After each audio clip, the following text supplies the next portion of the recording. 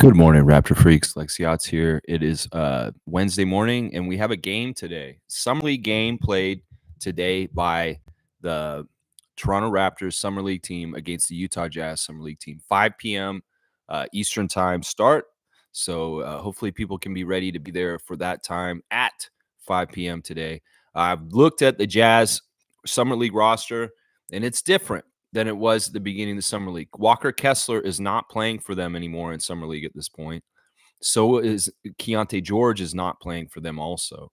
So there's a couple of players that are, not going to be available for the Jazz that they had earlier in the Summer League. So no Kessler, no Jontay George. And Trevor J went to a Utah Jazz Summer League game in the last 2 days, and he said he wasn't that impressed with them, that they're not as dangerous as we think. Well, I still think we need to be up for them. They're 1-1 in their Summer League record.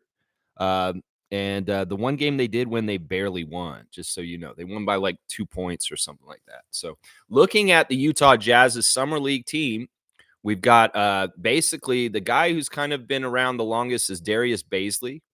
That's a guy who's been in the league for like 5 years. He's 24 years old.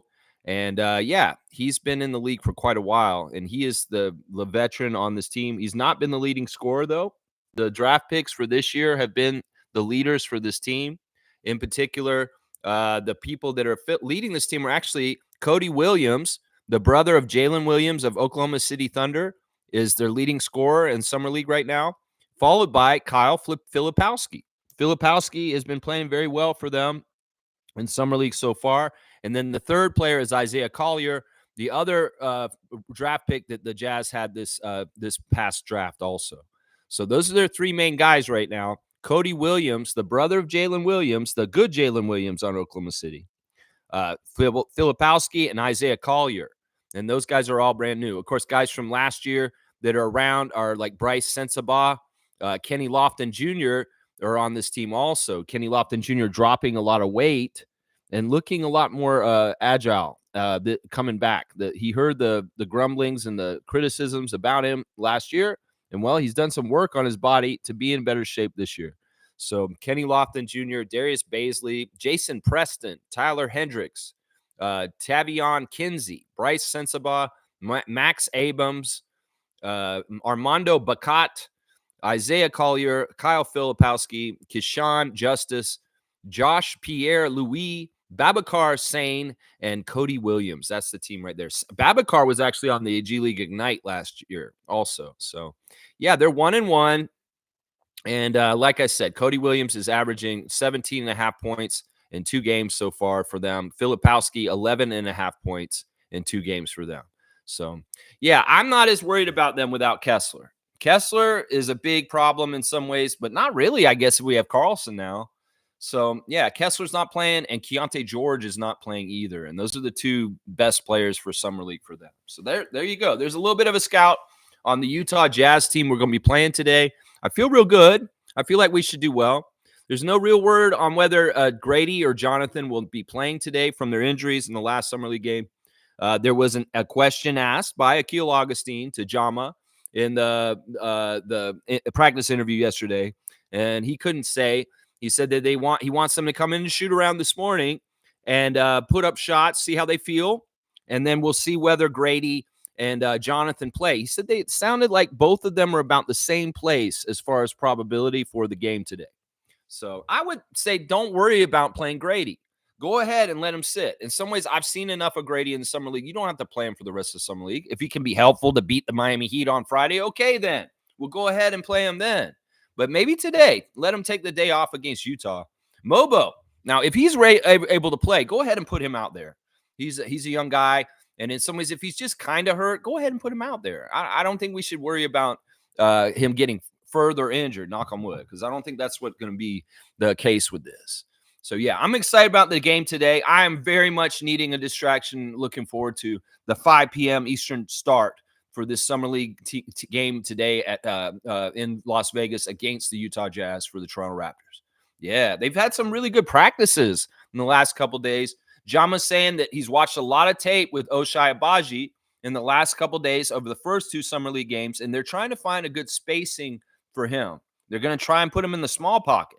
They're going to do some other stuff. Him going on and on about Oshai's great cutting ability and how it's top notch, and how the Raptors need to figure out more ways to utilize Abaji's great cutting ability.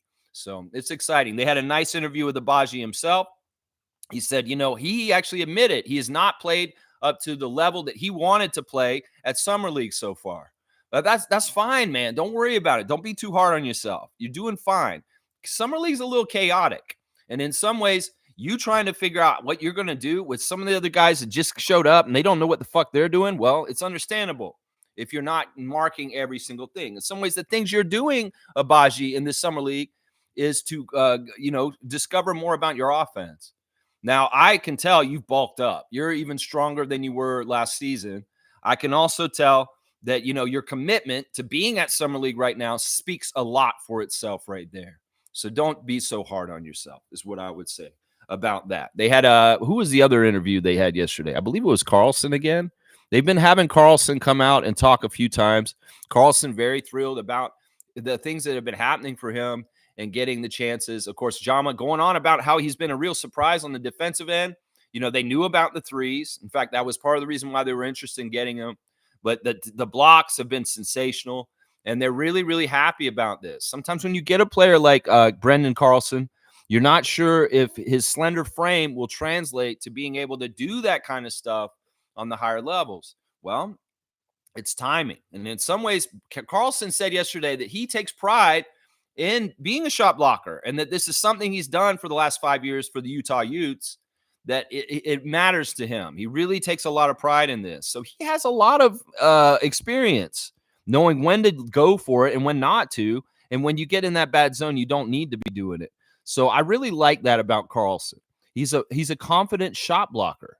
And in some ways, he understands what it takes to get a clean block without getting the foul. And he also understands when to just hedge and show length and not take the shot block.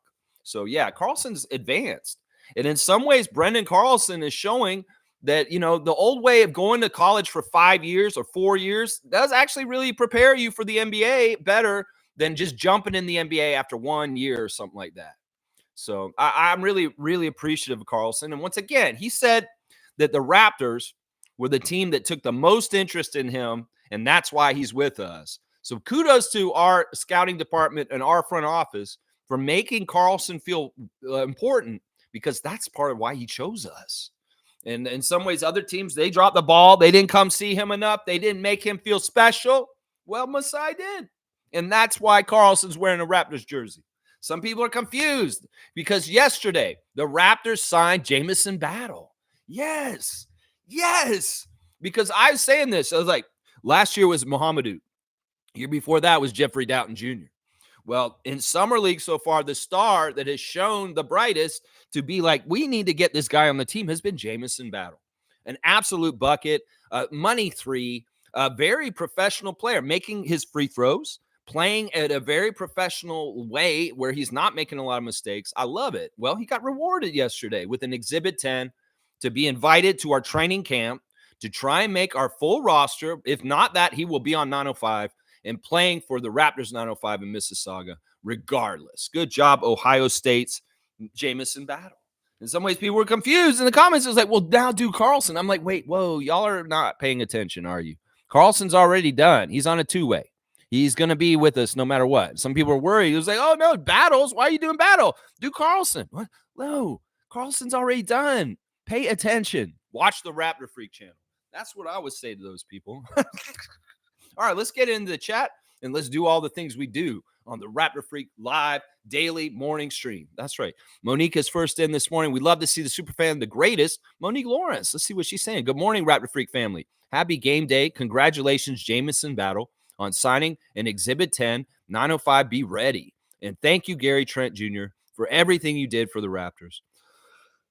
This finally happened. Gary signed a contract with the Milwaukee Bucks yesterday for 1 year for only $2.9 million. Yeah, that's a real huge pay cut from this last year's $18 million that he made. That's crazy. That's just how it is. Well, Gary apparently turned down contracts from other teams for multi-years for more money. He specifically chose the Bucks. on purpose. And he took way less money and for 1 year because he's trying to fix his value. And that's smart. He chose the Bucks partly because of Lillard, apparently. That he did really enjoy playing with Damian Lillard when he was in Portland with him, and now he's reunited with him there. Bucks fans are very happy about this deal. Very, very happy. You got a really good three-point shooter for very cheap. And it's very lucky for y'all. Y'all have been losing a lot in the last year with your front office decisions and some of the dumbass things y'all been doing. Well, this is a win for Bucks Nation, getting Gary Trent Jr. on a very cheap contract for 1 year. King Bolton very happy on Twitter, saying now Relly's only 6 hours away, a 6-hour drive from Minnesota to Milwaukee to be able to watch Gary play. Yeah, he's happy about that. I gave my regards to King Bolton and saying I appreciated meeting you this past season in the arena, and I want you to tell Gary all the best and the best things for him going forward. Maybe when we play him, he doesn't have to play so good. How about that? The Raptors Nation will always appreciate and honor and be very thankful for the legacy of the Trent family that senior and junior came here and played for our team. And who knows, maybe one of the younger brothers of Gary Trent Jr. will be on the Raptors at some day also. Who knows? Who knows? Those kids are coming up too, Grayson and Garrison and them. But yes, wishing Gary Trent well. It's too bad it couldn't be worked out with us. But in some ways, you know, even if we had that money to do that, in some ways, this is what it was. Gary needed the fit, and the Milwaukee fit is. I hate in some ways that he's a Eastern Conference rival, but I also say this: we've always beat the shit out of the Milwaukee Bucks, so I'm not afraid of them. I'm not afraid of them, even in our state that we're in at this point. Yeah. Really, really happy for Jameson Battle. He's proof that if you do things the right way, you work hard and you do good things in a good way, you will get rewarded. And Jameson Battle hanging around and being around the Raptors and our organization is just smart. He's done so well in the first 2 Summer League games. They didn't even wait. Sometimes they'll do this at the end of the Summer League. Nah, you did so good. We only need to see 2 Summer League games and you get what you get. That's awesome. Monique saying awesome practice interviews from Brandon Carlson, Oshai, and Jama, of course. Jamal Shead just dropped his draft day experience video yesterday. Jama on TSN Overdrive yesterday too. That's actually not what that clip is, Mo. You got to watch it. It's about his last year at Houston and getting hurt in the game. There's a lot of interviews with his father and his sister and some other family members and teammates talking about Jamal. It's a very well put together piece. It's on the level of Open Gym production, and I think it's awesome. In some ways, Jamal Shead is introducing himself to Raptors Nation by putting out a very high quality production, telling his story. You know, I went and looked more at Jamal's college career, and I found out the exact record he had at Houston. He was 120 wins and 18 losses the whole time he was at Houston, the 4 years he was there. That's a winner. 120 wins, only lost 18 times while he wore that Houston Cougars jersey. And more, let's see the parallels between him and our point guards of the past, Van Vliet and Lowry. And Jamal Shead, you are awesome. Your father is an amazing man, I can tell. He's a cool dude. And the way that your family supports you and looks out for you is awesome. But you're a real one. I can tell. There's something different about Jamal Shead. And if you want to learn more about it, check out his first episode of his own Open Gym series on his website. I don't know. We'll find the link. If Tommy's around, maybe somebody could drop it in the chat for people to find.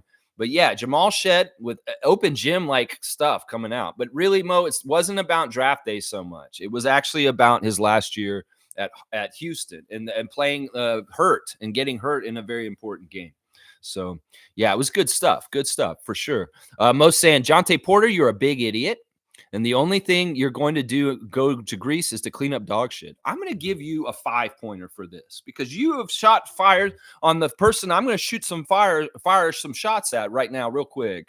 Now that you've given me the cue card. Yeah, we had more Jontay news yesterday. And thankfully, it didn't get dragged out. And it came to a conclusion very quickly yesterday. Yeah, it's really funny what we're going to say. Mo, I'm giving you a 5-pointer because what you're saying right there is hilarious to me. You're exactly right.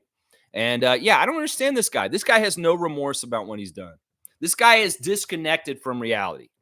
Call it gambling addiction. Call it, oh, he's just an idiot. He doesn't know what he's doing. I don't know. He is a dumbass. He very much is a dumbass at this point. I don't think that he thinks that laws and rules in the world apply to him. That's the problem with some of these people in the 1%, the rich people like Donald Trump, don't think rules and laws apply to them. Jontay Porter, who the fuck do you think you are? That you could go to the judge yesterday with your lawyer and ask for the right to go play internationally in Greece before your trial in December. Seriously, who the fuck do you think you are? Seriously. Do you think you're Kobe Bryant? Do you think you're LeBron? No, you're nobody.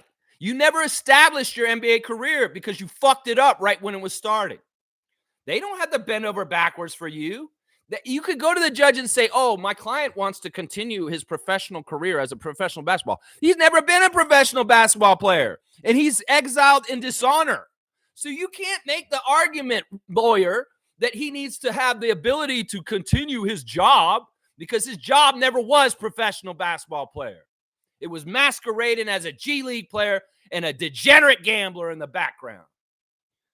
The audacity of Jontay Porter to go to a courtroom yesterday and sit in there and ask them to let him play in Greece is disgusting. This man does not understand what he did. He's fucking with the whole entire league when he does shit like this. And he just wants a little slap on the wrist. You can go play in fucking Greece? You stupid ass, dumbass Jontay Porter piece of shit. Who the fuck do you think you are? The judge told your ass. Judge Hall, thank you, ma'am. You are not going anywhere, young man, you dumbass piece of shit. You think you could go to fucking Greece after you fucking ruined the sanctity of fucking the sport of the NBA? You think you can fucking go to Greece, you piece of shit? No, you can't.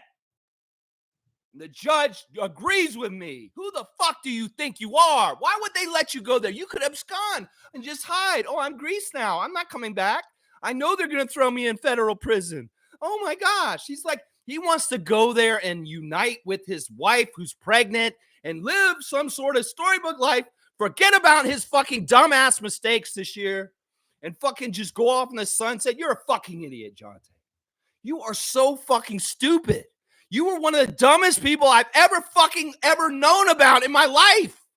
That you do not understand what you did. I don't believe jack shit when they tell me he's rehabilitating. That they're saying he's going in to get some help for his gambling addiction. I don't believe that shit. I don't think he has any remorse. I don't think he's getting any help. Because if somebody was getting help, they'd understand the gravity of how much they did damage. And they wouldn't be thinking that they're owed a fucking right to go play in fucking Greece professionally this fucking summer. You fucking piece of shit, Jontay Porter, dumbass motherfucker. Who the fuck do you think you are? You're nobody. You're a fucking footnote. You're a joke. You're a fucking disgrace. And it's an insult to everybody in the world that you think you could just brush this off your shoulder and fucking take off to Greece and play there. Nah. What the fuck? You go there. Okay, maybe Greece is corrupt. Maybe they don't give a shit. Maybe they're just like, yeah, Vechenkov, we're going to get him. Oh, but Jontay, we don't give a shit. Maybe they don't give a shit. And they were like, yeah, we don't care if you're a gambling degenerate piece of shit, Jontay Porter. Come on over. Seriously, who the fuck do you think you are, Jontay? And that judge, oh my God, thank you, judge, for the fucking sanity of this. You need to go to prison for like 4 years. Seriously, I'm not joking.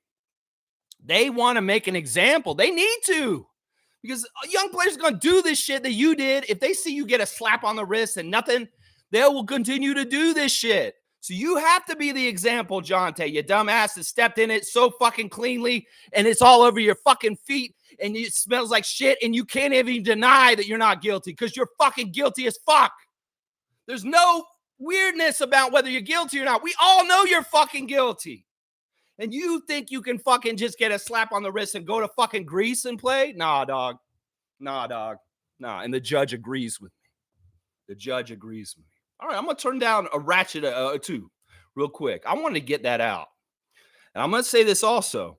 That wasn't just because of Jontay. I have other things in my life I want to rage on right now.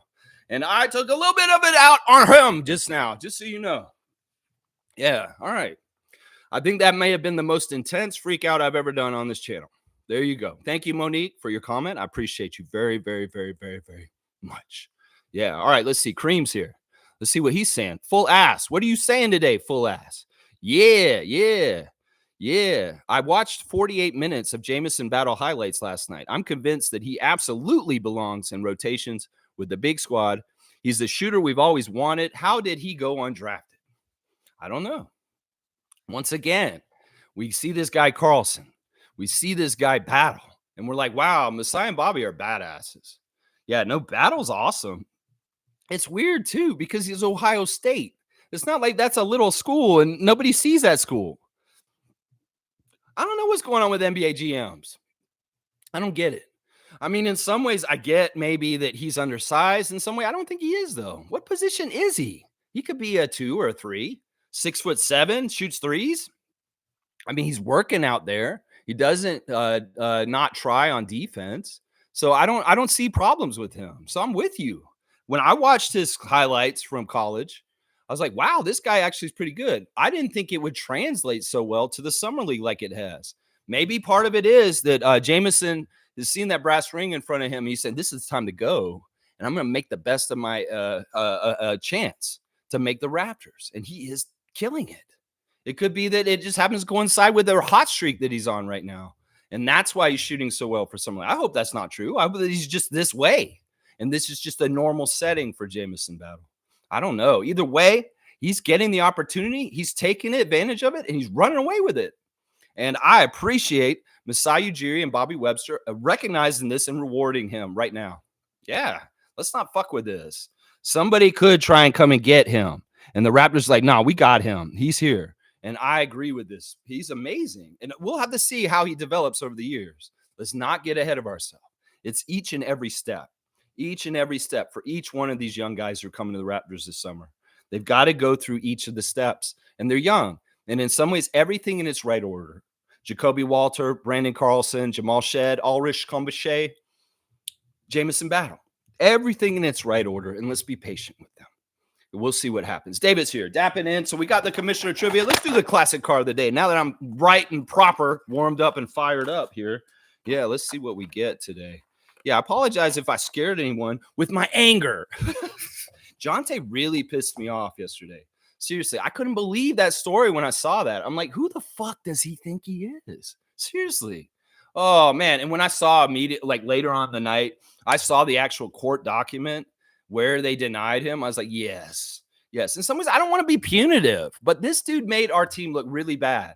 In fact, there's still people making jokes about this. You know, they see Brandon Carlson and it's like, yeah, great, Raptors. You got a new young center. Let's hope they don't gamble their life away. Yeah, see, he's making us a punchline in certain ways. Jontay Porter, you piece of shit, dumbass motherfucker who should have never fucking came to Raptors, you degenerate gambler, you fuckface. All right, here we go. Here's the classic card of the day. Don't half-ass me. Like Jontay half-assed his NBA career and fucked it up before it even started. Yeah, here we go. All right, this is an old hoops card, which is fun because I have this set. I actually have this card in a set in a binder somewhere. Here we go. Does anybody know who that is? This is a little bit weird. Yeah, this is a little bit weird. This may be a little bit hard, guys. I want to see if you guys can get this one. Does anyone know who that is? We know the team. We know the position. But does anybody know who that is? Look at that. Smooth does.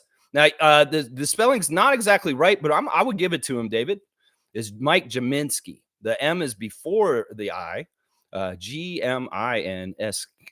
Yeah, 100 points of Smooth. This is a pretty tough one. Dave is right. Now, see, there's Mike.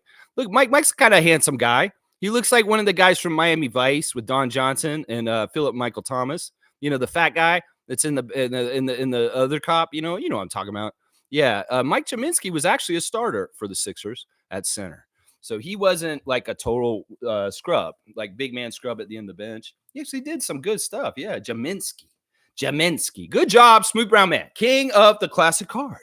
The Smooth Brown Man. That's right. That is right. Yeah. All right, let me see. Let me see what else we're saying today. Monique is saying the guy that said Raptors don't have any dogs on their team is signing a deal overseas. Love it. Bye, Pat Bev. No one wants your ass in the NBA. Boom goes the dynamite. Monique is on fire today. Monique is on fire. We got all kinds of shots to fire today. And she's just giving me the cue card on the next one. All right, Mo, I'm going to give you another 5-pointer. You're 116 now. Monique is jumping up quick. Real high up on the ranks real quick. All right. It came out yesterday that Patrick Beverley has signed with a team in Europe. But that's not true. And I don't understand why people out there are trying to equate this. This is actually some sort of psyop shit to try and say that Israel is in Europe. That's fucked up. That is not the geographic location of where the league that Patrick Beverley is going to go play it. In some ways, Patrick Beverley, you sorry ass piece of shit. You want to go get genocide money, you go fucking go get it. That's what I'll say about that. No, the whole thing about his people renouncing that he's going to Europe to play is absolute farce and full of shit. Israel is not in Europe. It's a psyops way that they try and make you think it's something else than it is. So, yeah, whatever. Pat Beverley, you want to be a part of that? Whatever. And you're exactly right, Monique. This guy is such a joke, Patrick Beverley. He talked all this mad shit. He fucking was disrespectful to reporters in the press room, in the locker room after the games, said all kinds of crazy shit. And now he's going off in the sunset. It was a sorry-ass little NBA career to go play in Israel. Amit Gaming telling me in the chat he's going to go try and see him play when he gets back home. But yeah, you go ahead, Pat. Nobody gives a shit. You fucking yap, your little yappy dog self, puppy self, whatever the fuck. I don't even think you're a puppy or a dog. You're some sort of other animal. Maybe a little weasel. I don't know. But yeah, you go on and take yourself overseas. Yeah. There's going to be a lot of players that are going to be done this year. They're just done because the NBA is changing quickly. And in some ways, the way the salary cap has worked out for people like Gary Trent Jr., well, it's going to make people like Patrick Beverley go on somewhere else. And yeah, nobody's going to miss you. You go ahead and get out and don't let the door slam you in the ass is what I say right there. Yeah, Monique, that's right. We're on fire today. We are on fire. Let's go. Tommy is here. Tommy Dookie, our West Coast Raptor Freak president, the emoticon giant is here. He's got Gary in the emoticons in honor of him and his departure. Best of luck to Gary Trent Jr. Buck Gary Trent Jr. Yeah. In some ways I'm glad he's going to the Bucks, but I'm not. I really thought it would be either the Bucks or the Nuggets that he would go to. Some people in Laker Nation are going crazy today because they're like, y'all let Gary Trent Jr. slip between your fingers like this. Lakers are really going down. The Lakers fans really believe this because they're losing out like crazy this summer. Whether it's Dan Hurley saying, no, I don't want to be your coach. Whether it's Gary Trent Jr. not coming to play for them. They're just missing out and fucking up left and right. Their priority was Bronny. Well, you get Bronny. And that was funny what Jaylen Brown did the other day. He told Angel Reese, he's like, yeah, this guy's not good enough to play in the NBA. He should be in the G League. Yeah, he should be in the G League. And they caught him on mic. And then he had to come around and make a tweet, apologize and say, no, Bronny's a good player. I look forward to seeing how he develops and gets better in the league. Man, the NBA is such a fucked up machine at this point. PR, publicity machine that's trying to cover up and make their own narratives. Well, Jaylen Brown's the finals MVP. He's a champion right now. And I believe what he's saying. He's an astute judge of basketball. And I'd much rather, I believe what he's saying to his friends at the sideline of a Summer League game or a WNBA game than fucking made up tweet afterwards to cover up what he said. Yeah. Jaylen, I love you in some ways. Even though you are a champion for the Celtics right now, I think you're amazing right now. I think it's amazing how they shun you from the Team USA because you are like Kyrie. You and Kyrie are like each other. And in some ways, y'all aren't marketable. Some ways, y'all are shit disturbers. And I respect that about you, Jaylen Brown. So you go on and speak the truth about Bronny and don't be afraid because you're not the only one.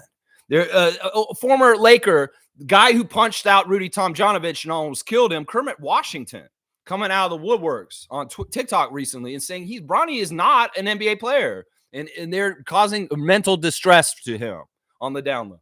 I mean, we could say this is true. LeBron has an ego and he wants to do certain things through his son. And he's a pawn in this whole thing. In some ways, it's not fair to Bronny. He's going to have so much publicity and stress and over analyzing that it's not fair to that young man. In some ways, the thing that Clutch, Rich Paul, LeBron James, and Adam Silver are doing to him is abusive. It's abusive. They're putting him in a spot where he just can't win. And in some ways, Kermit Washington, from the outside looking at it, he's saying, yeah, I can see something in Bronny's hurting. He's in pain. He's in pain. I can tell. He's fucked. He can't do jack shit. His dad runs his life. Yeah. Bronny, you want to go be a streamer and say, fuck it, I don't want to be in the NBA? You might need to do that, seriously, because it may solve you a lot of headaches way before they even start. Just trust me on this. Seriously. Oh, my gosh. Fiercey's here. Good to see Fiercey Sarah. Good morning, fam, and happy Wednesday. Despite me constantly complaining on Gary's inconsistency, he gave us good moments, and I admire his professionalism. Wishing him the best of luck. Yeah. All right. You know what? Let's do a poll real quick because this has been a debate recently. We're going to do a poll today. We haven't done a Raptor Freak poll in a bit. Which Raptor had a better career for the Raptors? Which Raptor had a better career for the Raptors? For the Raptors. And I think you know who the two people I'm going to put on there. I think you know. So we're going to ask this question. Now, I don't want to diss Gary because I honestly think that he is awesome. And I really do enjoy and appreciate Gary Trent and his time with us. I do like I really do like and honor that legacy thing with his dad. There's stats that people are coming out with, like he had a certain amount of steals and 3-pointers that not many players in this whole league had at that time. So we'll just see. We'll just see what happens here. Here we go. Boom. Here's going to be the poll. You guys figure it out. And we'll see who says it on this one. I would say this. Listen, Gary, in some ways, even if he was inconsistent, he did come through for us big time at different times. But man, it's tough. In some ways, this is the comparison. The one we got to talk about is the one that I put in the poll. And we'll figure it out. We'll figure it out in a second. But all the best of luck to Gary. Listen, I hope you do have a good year this year so you can get a better contract next year. In some ways, this is just too bad how things went. I really appreciated that you took your player option and came back and played for the Raptors last season on the player option. That would meant a lot to me, Gary, seriously. And I'm sorry that things couldn't work out this summer, but really the main culprit is the new salary cap. I would say you go ahead and blame your old teammate, CJ McCollum. I say go and blame that dumbass, fake-ass Batman named Grant Williams. These were the men in the union that negotiated this new contract situation for all the middle class in the NBA. Those jabronis did it to y'all. Yeah, they totally dropped the ball. McCollum, Grant Williams, the leadership of the union really, really dropped the ball for middle class players in the league like Gary Trent Jr. And even themselves, those idiots. So dumb. So, yeah, Gary, it's the salary cap, the new rules. It's their fault in some ways. Yeah, it is what it is. Kareem saying, oh, snap. I just read that the Raptors signed Jameson Battle. Yeah, they got him on the Exhibit 10. It's not a two-way. It's not a full contract, but he's invited to come to our training camp this fall and try and make the full squad. Now, it's the Kevin O'Banner spot he's in. He's in the Kevin O'Banner spot. Quincy Guerriere, the other Exhibit 10, in another spot like that. Fiercey's got Gary on blast, too. I love it. Fiercey's saying, so now Gary will now work with his nemesis, Lopez, a.k.a. the headband snatcher. This should be interesting. Yeah, I don't know. Is Lopez still going to be on the Bucks next year? This could be very interesting. We'll keep Lopez away from Gary's headbands. That's what I would say. Yeah, he only plays crazy against the other team. When he has somebody on their team, well, they become his buddy. And Brook Lopez doesn't act like a crazy maniacal weirdo with some weird obsession with a headband. No, he'll be fine. He'll be fine. This team's going to be very happy. In fact, some people are saying, because they lost Malik Beasley this summer, that Gary Trent is their biggest free agency and move of the whole summer for the Bucks. And I think that's kind of true. I don't even think that they got any good draft picks hardly. And they didn't pick anybody up. So Gary is the big enchilada of hope for Bucks Nation going into the next season. That's kind of sad, honestly, in a way, if you think about it. Bryce is saying this Jazz team is pretty good. Going to be a good test for our boys. No, Bryce, I'm not going to say that. I think they were at the beginning of Summer League, but Kessler's not playing now. There's no Walker Kessler tonight. There is no Keontae George. And those two guys were their best rookies last year. And they're not playing in this game. They're done for Summer League. They've been taken off the roster, and they're not playing anymore for Summer League, apparently. That's what I'm hearing, Bryce. And that team afterwards is Filipowski, Collier, Sensabaugh. We'll see. I think we'll have to take them very seriously and beat their ass, yeah. But I don't know if they're going to be as much of a test as Miami.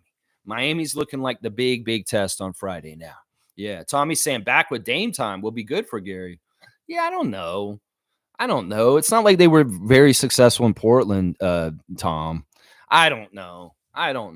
In some ways, I don't wish that for them. I'm not a very big fan of Dame Lillard. I'm a big fan of Gary's, but Dame Lillard's kind of an idiot to me. So, yeah, I can't get behind this.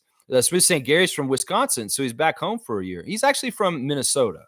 So he's from Ohio and Minnesota, and you can kind of say Toronto, but I wouldn't say he's from Wisconsin. No, he's not from Wisconsin. He's from Minneapolis.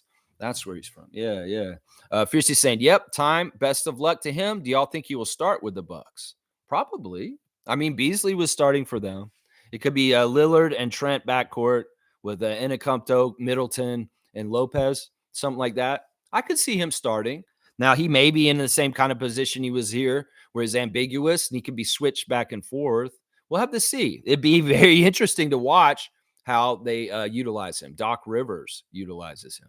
In fact, it was said that Doc Rivers especially went to recruit Gary Trent Jr. in Miami, partly because he has a relationship with his dad, that Doc Rivers is a friend of Gary Trent Sr.'s, and that was part of the leg up that the Bucks had to get Gary on such a low contract and come into their team, is that Doc really came and kissed his ass and asked him to come play for them. So that's part of the story right there. Yeah, let's see. Smooth saying Philly would have been a much better fit for him, though. No, it wouldn't have. And I talked about this. Why, Smooth? Nick doesn't like him. Why would Nick Nurse tell Daryl Morey to go get Gary Trent Jr.? We know that he had problems with him, and he benched him, and he was in his doghouse at times. I think that Nick was frustrated with Gary Trent just as much as he was frustrated with Precious or Malachi. So, no, Nick Nurse would never, ever have invited him to be on the Sixers. That probably was never realistic, just because of the previous working relationship between Trent Jr. and Nurse here. So, yeah, Tom saying, I bet he kills it with the Bucks. I'm not wishing that totally for him. Who's the coach? It's still Doc Rivers right now. We'll see. Maybe that will change at some point, but right now it's still Doc Rivers. Yeah, I don't know. In some ways, Tommy, I'm not trying to wish anything for an Eastern Conference opponent. Nah, yeah, the Bucks is still Doc Rivers. That's right. It is still Doc. He jumped in there for after this dumb thing with Adrian, but he still got that job. I'm surprised. Now, this is the thing. Doc is there, but they've hired Darvin Ham. And Darvin Ham got fired by the Lakers, and Darvin Ham's his number one assistant. Now, if Doc fucks up, if they can't do jack shit this year, if Dame Lillard is still not working out with Milwaukee, they're going to fire Doc in the middle of the season, and they'll put Darvin Ham as the coach of the Bucks. Watch. They'll do that. They'll have a very short leash on Doc Rivers. And if Doc Rivers is showing that, like, yeah, you're a bumbling idiot. Like, he failed in the playoffs, right? He failed at the end of the season. He was worse than Adrian Griffin when they made that switch. So they probably, they wanted somebody who's kind of there, but in some ways it's like dumb. They're going to keep having to pay all these coaches. Now, Budenholzer went and got the money from Phoenix, so they're off the hook on the Budenholzer contract, but they still got to pay Adrian Griffin. They fire Doc Rivers, they might have to pay him too. And then Darvin Ham's getting paid too also. So we'll have to see. We'll just have to see how that works out. I'm going to guess that Darvin Ham will be the coach of the Milwaukee Bucks by this time next year. How about that? Yeah, Seymour saying, shit, I'm off at 3:30, which means I'm going to miss 30 minutes. It is what it is, Seymour. DVR it and speed it up, and maybe you can see it before the end. Either way, you figure it out, you'll get there. I know you will, Cowboy. Sheriff. It's being out in Calgary in the earlier time. That's right. Good morning, Raptor Free Crew. Cool Cat. Good morning to you, Coach Cool Cat. Always good to see you. Always good to see you. Hope you're having a great day so far. Randolph's here. Blessings, beloved Raptor Freaks, most informative gang. Whatever you can contribute to today, that's positive and right. Do it because it's necessary to bless others. Man, I need those words of wisdom today. I'm trying to stay positive. I'm trying to keep things going in the right way as best as I can.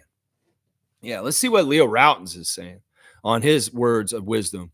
He's saying, if your path demands you walk through hell, walk like you own the damn place. I like that advice. If you're finding your life is difficult and you're going through something, just own it like you wanted it that way, and you'll be a badass walking through the fires of hell. That's just how it is. Let's see. Isaac's got Gary on blast. Smooth saying, so do the Raptors have space to sign a veteran minimum now or a mid-level? I think we still have our mid-level, actually, Smooth. The problem is we don't have a lot of roster spots. We have money to go and get some other people. And maybe that's part of the problem. People say, oh, Raptors can't get any free agency. Well, that may be part of the problem, is that I don't know. I don't know what's going to happen. In some ways, a non-guaranteed contract like Javon Freeman Liberties, yeah, we can just let it go. But there may be other people that we may have to make tough decisions. Sasha Venchenko, fuck off. For Sasha fuck off, just fuck off and go to Greece. We don't need you in the roster because we need your spot. What if Koloko's healthy all of a sudden? What if we need to use the mid-level exception to get Koloko on our team because he's cleared to play? So we got to wait and see what's happening with Christian before we make any of these last parts, because he may be one of these. He may be in the mix. Our second round pick from a couple years ago, Christian Coloco. So until we figure out what the NBA adjudicates on him as far as his health and whether he can play or not, maybe we're keeping things a little bit open. That would make sense to me. That would make sense to me. Seymour saying, I have more faith in Battle than Trent Jr. You know what? I'm with you. I'm with you. And that's crazy. Gary Trent, services rendered over a long period of time with the Raptors. He was the second most longest tenured Raptor currently until now. Chris Boucher. Now it's Scotty. Scotty's second most. Chris, number one. Scotty Barnes is the second longest standard Raptor at this point. Now that Gary's been gone to Milwaukee. Yeah, I'm with you. Jameson's a bucket. Jameson's hitting all of his threes. In fact, his percentage is like, what is he? Like 6 for 10 for the. Let me go look at it. I can actually find this. Let me go find it. I'm going to go look at this right now. I'll get you the stats exactly on how he's shooting for three right now. Wait, they don't have that exact stat, but Jameson Battle, 15 and a half minutes per game in 2 games, 11 and a half points, 1 rebound, 1 assist, but it doesn't have a shooting stat, does it? Where is it? Oh, give me the shooting. Where is it? Oh, no, it doesn't have it. It doesn't give me the shooting. That's too bad. I can't give you that exact stat. At least not there. Mike's here. Logical Raptors fanatic, holding it down. Project Truth always, Mike. That's what we got to do. Yeah, and I told the truth to Jontay this morning. That's right. Laughing my fucking ass off. The Lakers could have used Carlson badly, rim protecting center power forward who shoots threes. They spent too much energy on a player that fouls more than scores. Laughing my fucking ass off. There you go. I'm with you, Mike. I'm going to laugh with you. I'm going to give you a dunk because I love it. I love it. I love it. I love it. Mike is laughing at the Lakers, and I'm with him. 66 dunks from Mike. Yeah, you know, Carlson, when he got interviewed yesterday, they asked him, do you want to play power forward or center? And he was mystified by this. It's just like me. I'm like, what do you mean power forward? I'm like, okay, sure. When he was at Utah, there was another center that he played next to a little bit where you could kind of, it's ambiguous. One's either the center or the power forward. It doesn't fucking matter. We talked about this with Kelly Olynyk. You play Kelly Olynyk and Carlson at the same time. Who's the power forward? Who's the center? Well, Brandon Carlson's going to tell you he's the 5 because that's his comfortable position. So all y'all trying to say Brendan Carlson's going to be a 4. Well, in some ways, he's not comfortable with that. He wants to play the 5. He wants to be the big man. That's the position he's played most of his life. And in some ways, he's interested in trying the 4. But who's bigger than him on our team right now? Coloco, if he comes back. But that's it. I mean, Jakob, okay. You're going to put Jakob and Carlson out there? Well, Jakob is definitely in the center then. And I will agree that then Carlson's a power forward. But how often are we going to play the two Utes together? The two Utes, Joe Pesci. The two Utes. The two Utes were on the court. And Carlson hit a 3. I'm just saying, ambiguity about his position is not ambiguous to him. He's a center. And that's how he identifies. That's right. That's right. All right, let's keep going. Seymour saying, salute the logical Raptors fanatic. That's right. Infamous is here. Good to see Infamous, a long-time Raptor freak. Always good to see you back. Salute, freaks. The one thing I can respect about Gary is he done everything we asked him to do with no complaints, publicity. Side note, fire your agent. Boom. Goes a dynamite. Infamous, you want a 3-pointer? You can get one right now. Yeah. You know what? You're exactly right. He was an ultimate professional. 25 dunks for Infamous. He's got the Chris Boucher. Ultimate professional. There were all kinds of times the press gave him bait to diss Nick Nurse for things he did to him. There are all kinds of times where he was involved in position battles for time and on the court with other players on our team, and he didn't go low. He was absolutely a badass. And this is really, I give a lot of that credit to his dad and raising him right on understanding what it takes to be a healthy, non-toxic NBA pro. And Gary Trent Jr. was trained on this from a very young age, and his father is a big part of the reason. And the way he handles himself is the ultimate pro. It's like he could be the template for young players to see this is how you handle yourself if you want to be a good pro and have all kinds of things. Now, in some ways, it's weird because it didn't help him in this situation with what happened, but it wasn't that the way he talked or the way he acted as a professional. It's the way he played on the court, and it was inconsistent. So it sucks. And I'm with you, Infamous. You know, get away from Clutch. It's obvious that Clutch didn't do you any favors in the last couple of years, Gary, and that you're in a situation where you're going to get paid less than $3 million this year when you should probably be in double digits and millions. Yeah, this is messed up. And in some ways, I would blame Rich Paul. I blame Clutch. Yeah, because they're your representation. What the fuck did they represent you to at this point that you signed yesterday? That's what I would say right there. Yeah. Kareem saying, I can't remember a player signing a vet minimum at the tender age of 24. Clutch messed him up. How many players signed their best contract after signing a vet minimum? I feel cheated if I was Gary. Well, in some ways, look, these are the breaks. Gary comes from a professional basketball family, and they're going to hold their head high and they're going to do what they do. In some ways, this is the strategy. He didn't want a multi-year contract because he knew this rate was going to be bad. So we only want to take 1 year like this, even though you're right. He's 24. What the hell is this? Seriously, it is what it is. Hopefully, he can play in a consistent level that he can get paid correctly next summer. And we'll see if it's the Bucks that even invested in him at that point. It could be that it's wide open and he could go anywhere after 1 year playing with Giannis now. So, yeah, it's very interesting. And I think y'all are right. Both of y'all blaming Rich Paul and Clutch for Gary's situation. Yeah, Mike saying that smooth. We don't have roster spots for more players at the moment. Money isn't the issue. But, yeah, we have the full MLE still. Yeah, that's good for flexibility. And listen, I'm going to say this right now. We don't have to go so young that we have to put all these draft picks that we just got on our roster. It's like, all right, Comshay and Carlson for sure. Jamal Shead, Mobo, I don't know. In some ways, even though Mobo is Scotty's buddy, maybe he has to be 905 straight up this year. And he doesn't totally come up at all this year. And he's maybe next year he's on the Raptors full squad. I don't know. We're going to have to see how this all sorts out in training camp. So none of this stuff is going to get exactly sorted out until September. So we'll have to see. The roster spots are not a lot. And that's the thing. And a lot of people are hungry in a competition to get those spots. Now, if we use the MLE and we bring in a whole other name, well, that's just bumping another person off the roster. So we'll have to see how this goes down. And I love that Mike's a part of our channel again because he really does help us sort it all out. I appreciate you, Mike. Fiercely saying, but Lex, Gary already tried this strategy, opting in last year to up his value, but did not play well. It is really unfortunate to settle for $3 million when offered $15 million, which wasn't necessarily warranted. Well, more of the news came out because after the signing that the Raptors never formally offered him a deal this summer. We just didn't. In some ways, they had understood that, like, look, he's going to be not asking for a realistic number for what we can do with him. So they didn't even start the talks, I don't think. There were informal talks, kind of a feeling out, maybe a little respectful going back and forth. But in reality, there was no formal offer of $15 million a year for Gary at this point. They didn't even offer him that.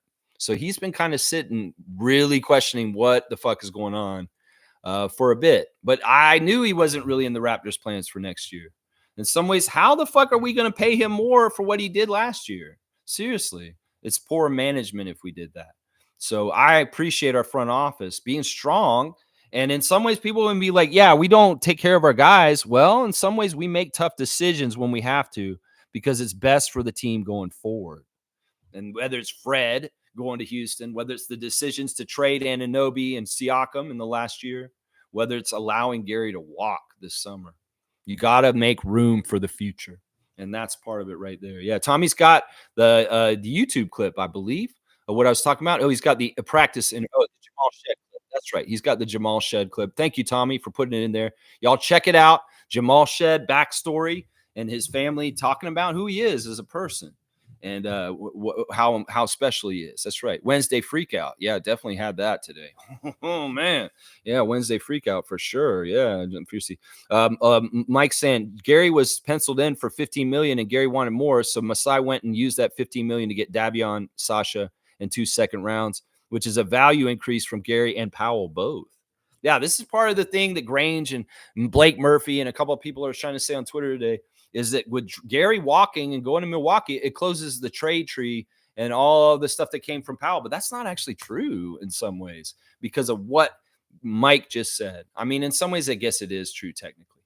But you know what? We got great value over those times. The thing that people don't understand is you can't perpetually just keep value going in one roster spot. Things will peter out and get to their end naturally.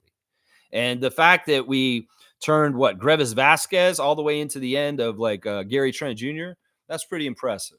That's pretty damn impressive. That's like a 10-year run of renewal in assets. to get something from it. And, everybody's saying, well, you lose something, you're losing something for nothing. Fred left for nothing. Well, this happens to teams all the time.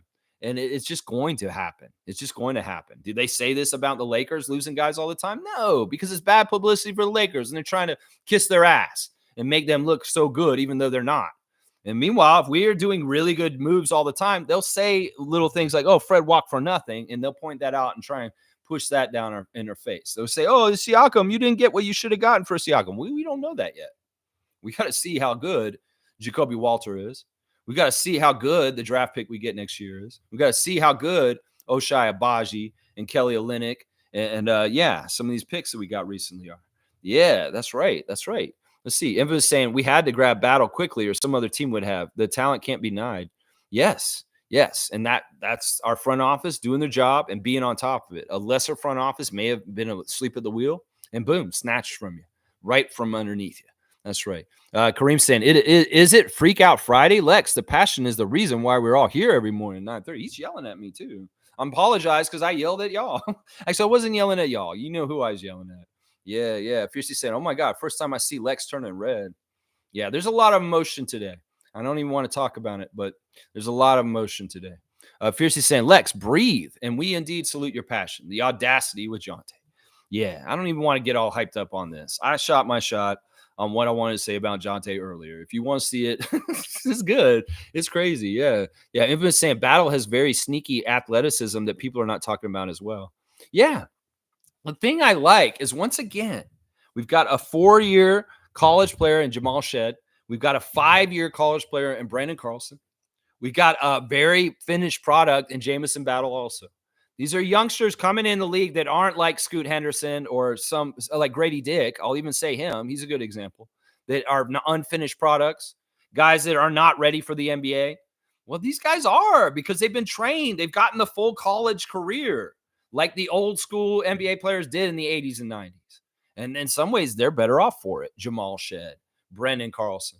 They get their foot in the door in the NBA. Well, they actually have some of this stuff built up and learned from their college programs.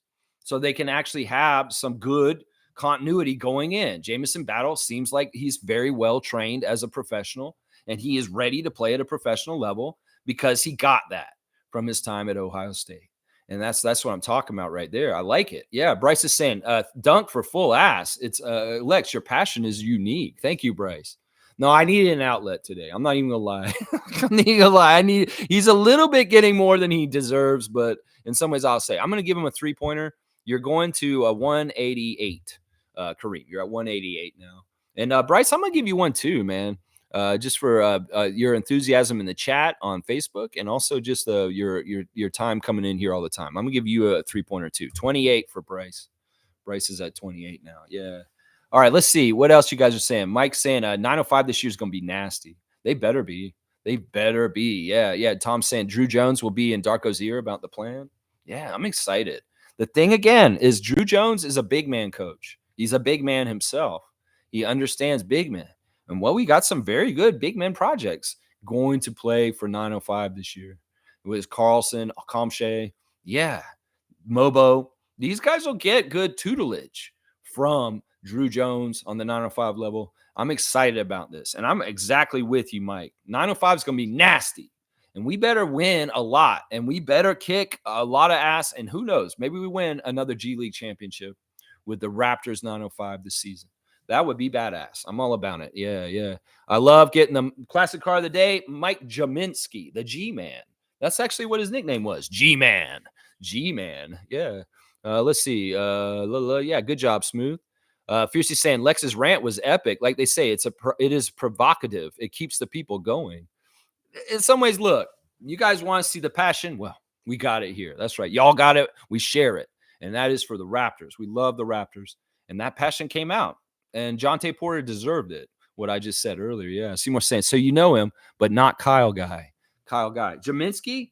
Yeah, but that's because Kyle Guy never actually made the league. This guy, you got to look at his stats. Look at this, Seymour.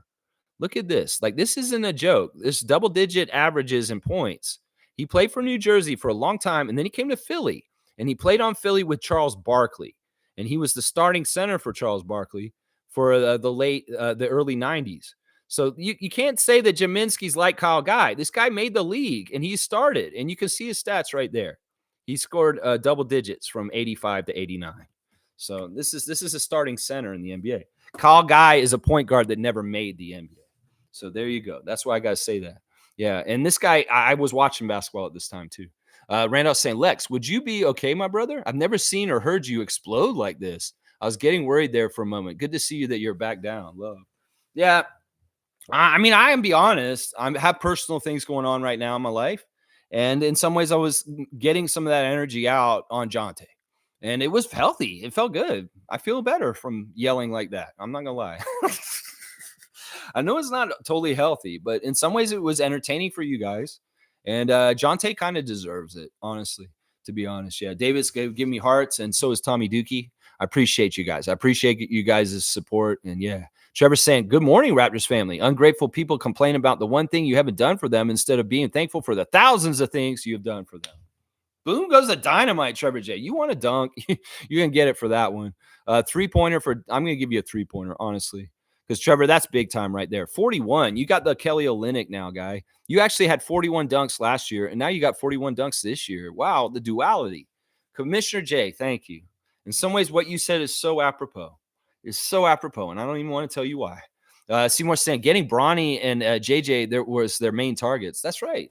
LeBron and the Lakers got their main objectives done. We got to get Bronny. In some ways, that's the only thing they probably focused on that was important. The coaching search was just like, yeah, nobody wants to coach us. JJ, will you do it? Bron, we're doing a podcast right now. No, I'm serious. Do you want to coach the Lakers? I haven't really thought about it. I'll get back to you. You know, it's that kind of shit that happened this summer with them. Mike's saying, how do you say, are you a sub to my pod in Arabic? A friend is asking, laugh out loud. Yeah, yeah. Oh, man. Hilarious. Good stuff.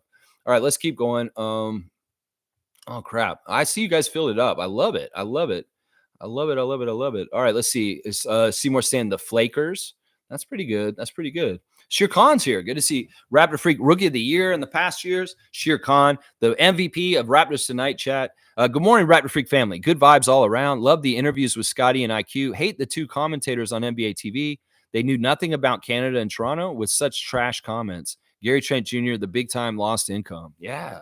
Shere Khan with a synopsis here. Yeah. All right. Let's go do the Instagram stories since you brought this up. And Scotty is shown a little picture homage to his friendship with Gary on his Instagram stories right now. We see him coming in with Gary down the tunnel of fashion. That's what I'll call it, the tunnel of fashion. We see him on the sideline with Gary when they're both in street clothes and not playing. Yeah, that was probably near the end of the season. We see him in the background, back with Scott wearing the shirt about don't compare yourself to some idiot on the internet. And Gary's there with him. It's sad. And then this one says, my vet, and Gary and Scotty jumping together. This is going to hurt. Just like OG, just like Pascal, leaving Fred, all these, these are Scotty's guys as a rookie. And they always have the memories of his first initial NBA memories with these guys. Fred, Pascal, OG, Gary.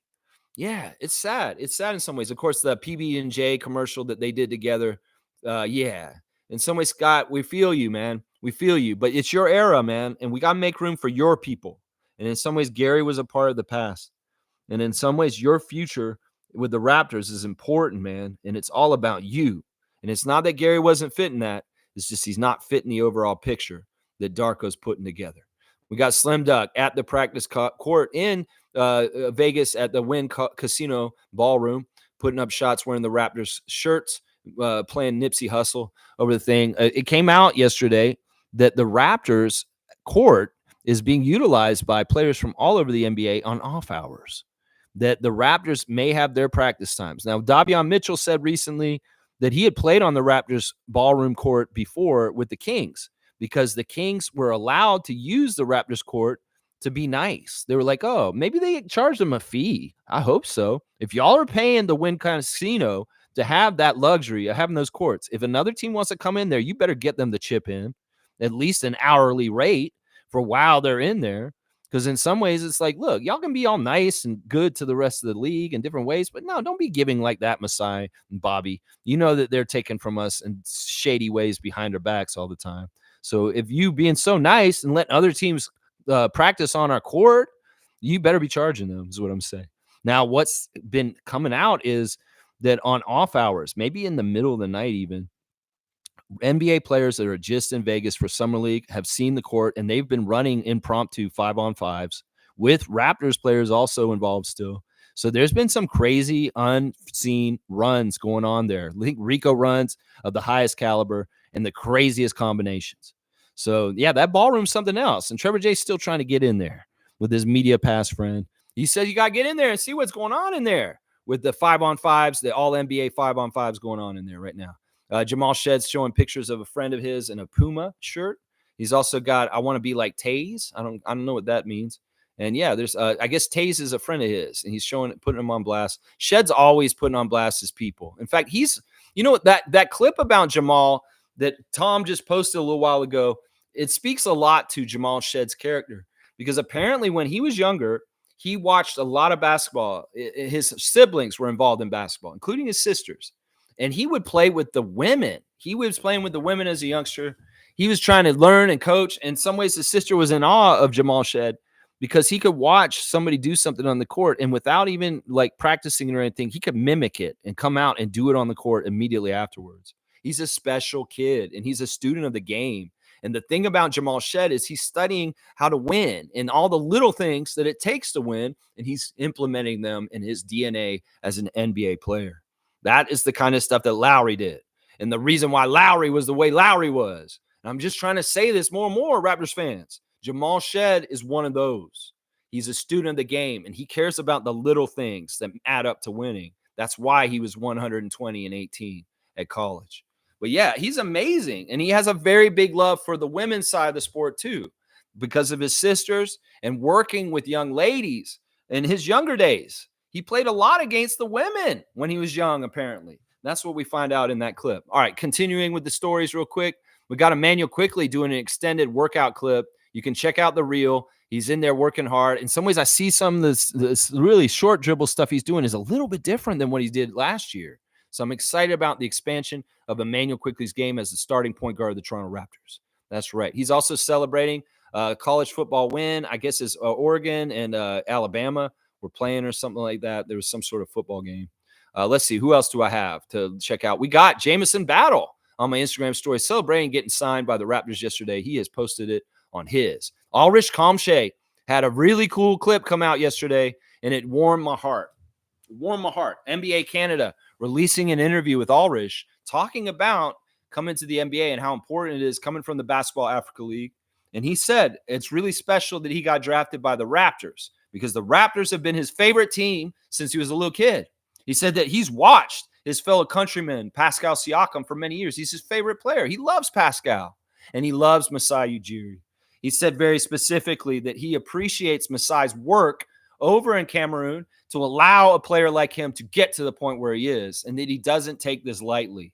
Kamshay's a real one. He's a Raptors fan raised up. And this is the thing I got to tell people. What we've been doing over in the continent of Africa with Masai Ujiri, Basketball Without Borders, Giants of Africa, the Basketball Africa League is going to pay off over the years. I'm telling you right now, Kamshay may be one of the first ones. We know Koloko had some proclivities for Raptors because of Pascal Siakam and Masai Ujiri.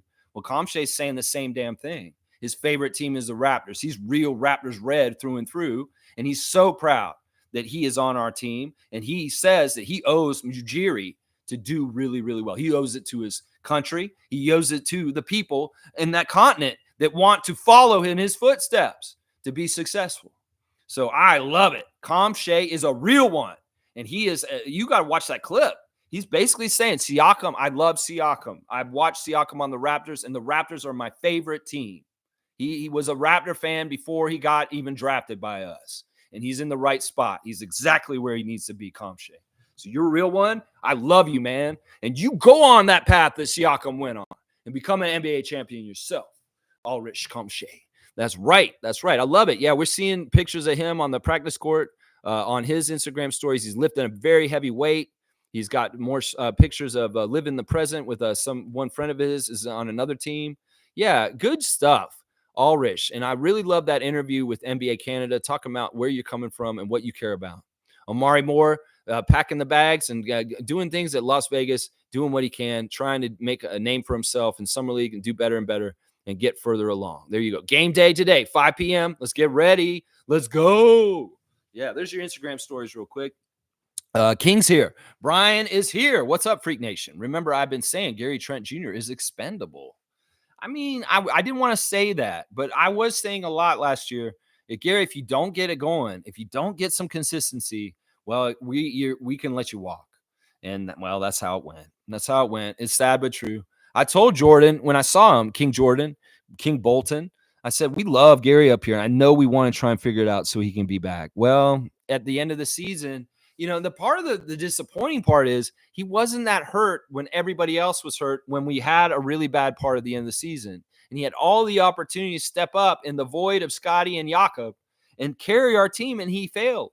He could have been way more and showed up way more. Now, he did show up and do good things. I'm not saying he didn't do well, because there was a stretch of the year where he was consistent. But he could have done more. And if he had done more and he just really showcased it, bam, this summer would have went better for him. It's too bad, because the ability and the possibility was there, but it didn't happen. So what can we do, Brian? What can we do? What can we do? Trevor's saying, after we watched the Sixers and the Timberwolves, we went to the Sky and Aces game. Sky win, Usher taking pictures with the Aces after the game. That's cool. So Trevor was at the game last night where the whole crowd was singing Usher songs to Usher. That's right. Usher was hanging out with Aja Wilson and Angel Reese and getting a lot of pictures taken. That was a marquee matchup that you were at last night, Trevor J. That Sky Aces game was a big deal, and a lot of eyes on that game. A lot of eyes on that game for sure. Wow, Trevor's living a really good life right now, being at Las Vegas Summer League this past week. Oh my gosh, Trevor's getting to do all kinds of cool stuff. Going to the Aces Sky game, that's fantastic. That's very, very cool. Seymour saying, this poll that I put up is easy. If you're going to ask me who was more important and did more for the Raptors in their career on the Raptors, Norman Powell beats Gary Trent Jr. I think that in some ways you're right, but in some ways you're wrong. I would say you're right in the way that Gary beats Norman on the all-time lists. Apparently, Gary was really, really close to overtaking Terrence Ross on the all-time list for most three-pointers made as a Raptor. In some ways, Gary was rising up the ranks in a lot of all-time franchise lists. And Norman not as high up, just to say. Now, the other thing I would say is, well, Norman has the accolades. Norman has the championship. Norman has the G League championship. Norman has some of the glory. So in some ways, if you want to put that in, if you want to look at, well, Gary wasn't there for us in places where we needed him the most, but Norman was. Norman was the buck killer. Norman was playoff Powell. Yeah. So in some ways, I can't disagree with you guys. If we're going to look straight up at the post-career of the Raptors, Gary Trent Jr. versus Norman Powell, Norm's a champ. And that's part of it right there. That's just part of it right there. Yeah. So Seymour says it's easy. And 80% of y'all saying Norman, the better Raptor than Gary. And I can't disagree with that, guys. Mike saying Clutch has been losing players money. Yeah. I mean, in some ways, look, and this is exactly indicative of what I was just saying about the Lakers and their offseason. They have tunnel vision. They only care about certain things at certain times, and they let other things go bad. This was a problem last summer in the middle of the Fred thing, with Fred trying to figure out his thing going to Houston. Well, they disregarded Mo Bamba. They disregarded other Clutch clients that were lesser, and they got fucked up. They missed deadlines. They missed opportunities with certain lesser players involved in Clutch, and they hurt them because they weren't paying enough attention to them. So I think that this is something normal for this organization. I think that in some ways, Rich Paul and LeBron really have their favorites and their things that they really want to concentrate at the time, whether it's LeBron himself, his son, Bronny, whether it's Fred VanVleet last summer. And they disregard people that they should probably be taken care of also.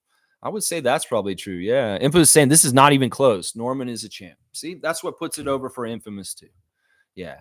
I mean, I get it. I can't disagree with you guys. Wayne saying Rich Paul totally screwed Gary Trent Jr. League minimum, we offered $12 million, of which he refused. Better decision would be take our deal even for a year or two and attempt to enhance his value. Sad. Well, in some ways, I'm okay with this. Listen, we don't have to deal with Rich Paul a little bit lesser because of this. Now, that's the whole thing about inviting Koloko back. Is that would mean Clutch is back around us? But otherwise, we're Clutch free at this time. Yeah. Who on our team is Clutch? Not our coach. Fuck that. We don't have no fucking coach with Clutch and Rich Paul at this point. No, we don't. So I don't know who's with Clutch on our team, and do we want Clutch back? That may be one of the questions we got to ask about Koloko. And if we don't get Koloko back, well, that's maybe one of the pluses about it. Is that, well, we don't have to fucking deal with Rich Paul and Clutch now. That's great. I mean, we could look at it this a lot of different ways. And in some ways, yeah, I don't know if we actually offered him that $12 million you're saying, though, Wayne. I don't think we did, because it's come out since this deal's been done with Milwaukee that Toronto never offered him anything. They just let the market figure it out. So I don't think we had any intention of bringing him back, to be honest. No intention whatsoever. That it just wasn't going to happen. Mike's saying Clutch makes strong moves, and it works sometimes, but there's a growing list of players that lost a lot of money. I'm just saying they take care of their big fish, and they're not looking at the other people in the aquarium, is what it is. Shirkan saying they've been calling Izzy Europe forever. Such a joke. Yeah, I've wondered about that. Occupy local community and call it whatever they want. In 20 years, this is going to be known as one of the darkest times in the region. Such shame. Yeah, Netanyahu is a monster, and it is. It's PR publicity kind of like shaping in some ways. In some ways, people around the world will think something different when you say, oh, it's Europe than the Middle East. It really is like it's very psyops kind of shit. So, yeah, Shirkan understands what I'm saying right here. In some ways, we know that a lot of this is not popular in that country. A lot of Israelis hate Netanyahu right now, and they think he's a monster just as much as we do here. So we can't indict the whole country of Israel. There's a lot of people that do not agree with the genocide that they are doing right now. There's a lot of people there. Yeah, Cowboy saying, good morning, Lex and Raptor Freaks. That rant had me on the floor. Alley-oop to you. I have a strong feeling Walter goes off tonight. Let's go, Raptors. The new era is here. Thank you, Cowboy. I will take your dunk gladly. The red in my face made me earn it. And I love that Cowboy got on the floor laughing about what I was doing. I'm going to give you a dunk, too. Actually, I'm going to give you a rare two-pointer and put you at 69. And there you go. And then let's see. Where am I going to put I get one dunk, though. I only get one. 88. I'm at 88, guys. 88 dunks for old Lex. Yeah, I'm glad I entertained you. If anything I've done this morning, I've entertained Cowboy with a crazy-ass rant. That's right. New era's here. I like your prediction about Walter. We had some publicity photos come out yesterday of Jacoby Walter. A very nice aerial kind of acrobatic move. Very beautiful. I put it as a cover photo of our Raptor Freak group on Facebook. Yeah, Jacoby Walter. I'm expecting big things from him tonight. Also, I'm wondering, do you think that Oshai Abashi has some get for his old team, the Utah Jazz? Maybe some of those guys on the other side he did actually get to play with a little bit before he got traded to us last year. And maybe he has something for his former team. I don't know. Maybe Carlson played for Utah. And he's getting to play against the Utah Jazz today. Maybe he's got a little bit of get up and get 7 blocks today instead of 6, just because it's the Utah Jazz. Why not? We're going to see. The new era is here. That is for sure, Cowboy. That's right. Isaac saying, I hope the Bucks sign Malachi and Precious too. Isaac, you want to dunk? All right. Yeah, it's kind of funny. Like, I've heard a little bit of Malachi news. Like, I think he worked out for somebody. I don't even care who it was. I've already forgotten. So, Isaac Campbell, I'm going to give you a dunk too. you're at 89. 89, right? Just above me. Isaac and I are running with each other. 80 and 88 and 89. Tom Duke saying, I'm still hoping for Sasha. No, I'm not. Give up on that, Tom. Give up on that. He doesn't want to play for us. Fuck that shit. The Greek fans want him. In some ways, it's exactly what I was saying the other day. The Raptors don't want to pay him shit. If he really wants to go there, he needs to just null and void his contract and just go take the Greek money. Now, if Sasha's trying to get money for nothing, okay, Dire Straits, you fuck. You think we're going to pay you and you don't even come and show up with us? Because in some ways, well, you're going to be like Kawhi. You're going to sit out and take $7 million from us. Well, you can't play in Greece. You can't have it that way. You can't have your cake and eat it too, Sasha Vanchenkov. Sasha Van Fuck Off is what I'm going to start calling you. Yeah. Because seriously, dude, you could have showed up and made $7 million this year from the Raptors. You probably didn't even have to play a whole lot. But no, It's all messed up. The Greek fans or whatever. Greek fans. Maybe that's part of why Jontay said, I want to go play for Greece. Because he sees all these crazy Greek fans for Sasha and fuck off. And he's kind of like, maybe they'll get behind me and they'll say free Jontay because they want me on their team because they want Sasha so much. Maybe they want me, Jontay. They want Jontay too. He's like, oh, I want to come to Greece. Can I come to Greece? Greece fans, get online and talk all this shit. Maybe you can like attack the American judicial system and fucking come at them like you've been coming at the Raptors fucking front office. Release Sasha. Release Sasha. You fuckheads. Tom, have you not seen the internet bullshit that the Greek fans have been sending Raptors Nation? Sasha Ben Shen, fuck off, is what I'm saying right now. Why do you keep saying you want him? No, we don't want him. Yeah, to each their own. It's not going to happen, Tommy. Give up on this dream.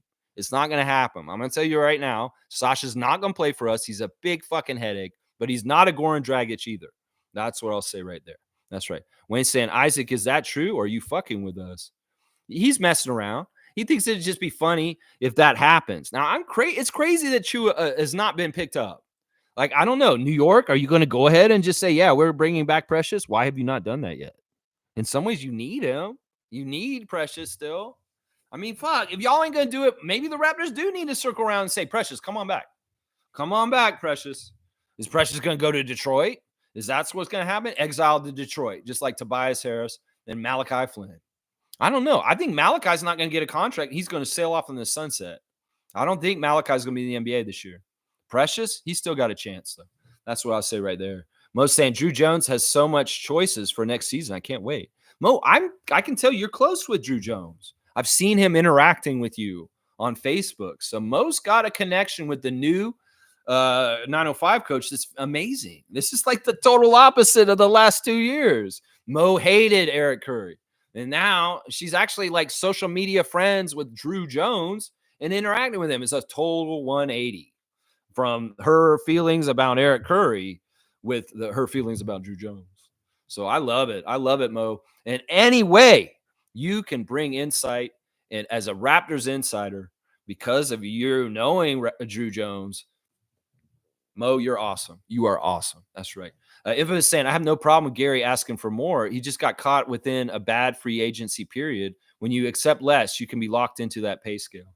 Yeah. I mean, listen, as much as Fred was lucky and just got all the best things happen to him in his situation last year, he really had the very most optimal, amazing situation that he landed in Houston with. Gary had the exact opposite this summer. Yeah, it's crazy. It's actually really so opposite. Fred, they gave him $43 million a year. And Gary's getting $2.9 million this year. It's so at opposite ends of the spectrum. And in some ways, they're both results from the same things that happened. The salary cap rules and how they changed. It's just last year, the Rockets had to start spending money all of a sudden. And Dylan Brooks and Fred came and collected. Yeah. And this year, things are tightened up. And Gary, I'm sorry. You got the vet minimum. There you go. There you go. Cool Cat saying Gary Trent Jr. really loved Toronto for so many reasons. I wouldn't say past tense. I'd say he still does. I don't think that the relationship between us is bad. I don't think that he's upset with us. I know if he's a pro, apparently from the outside, he's a pro on the inside too. He knows it's a business. In some ways, the Raptors were helpful to him. The Raptors did help him in a lot of ways. He's in a better place in some ways than he was when he got traded here from Portland. So I don't think there's any hate. I don't think there's any upsetness. In some ways, he was ready to move to the next place. And in some ways, I would be very shocked if Gary Trent Jr. has anything bad to say about Toronto.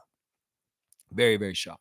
Because like I said, he's looked at Toronto as an amazing, magical place since he was a kid, and his dad played here. And in some ways, Toronto has never been an enemy or a problem. And I don't think it will be going forward. Now, sure, when we play the Bucks, he may have a little bit of get up to try and get at us, to show something. And that's just a competitor.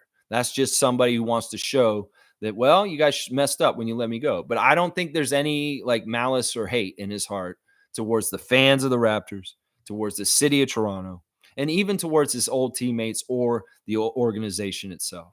So Mike's saying next year, the crop of rookies will be better. We need to plan to have some open spots next year. Boucher, Brown, Sasha are expiring at the moment. Yeah. Well, I mean, I want to get ahead. In some ways, it's good you're forecasting and thinking about this, and I know Masai and Bobby are too. In some ways, yeah. In some ways, us letting the Spurs have our draft pick this year was a very good thing. Very, very good thing that it worked out that way. Because in some ways, if we deferred and kept our pick this year, well, it may have been a crappy pick. And next year, we would have given the pick to them, and it was a much worse time to give them the pick. So it all works out for the reason, the way it does. And I think we're okay. And I like what Mike's saying, but man, I want to go through this season first. I know Mike's looking ahead, though. That's right. Kareem saying, sign Jameson Battle, Brendan Carlson quickly, and Barnes. If we can get Koloko back, I will coin this offseason Royal Flush. I mean, he makes me laugh. I can't help it but give him dunks. I'm sorry. That is funny. 189. 189 for Kareem. That's funny. That's funny. All right. Mike's saying we have 2 picks in 2025 already, plus an undrafted probably. Yeah, we'll just have to see. Mike, you're getting ahead of yourself. But I do like that you are thinking long term. And I know our front office is too. I know they are. Cool Cat saying Gary Trent Jr. got caught in the new CBA contract. His value has dropped. He's too much of a specialist. In his 1-year contract, he will add defense and ball handling skills to increase his value. Well, why didn't he do that already? I mean, he's added defense since he's been here. He got his steals up. Him and Fred were a very, very nasty backcourt for defense. It was really the combo of Trent Jr. with Van Vliet that was really nasty. And in some ways, I think Gary got hurt this past year with Fred going to Houston. In some ways, he didn't play as well in the backcourt without Fred around. It was too unfamiliar. There was a certain amount of things that Fred and Gary had worked out together to work off of each other. In some ways, Freddie said, if Norm's leaving, my best friend, I'm going to start this thing with Gary afterwards, his predecessor afterwards, or his person afterwards, and get it the kind of relationship with him that I had with Norman.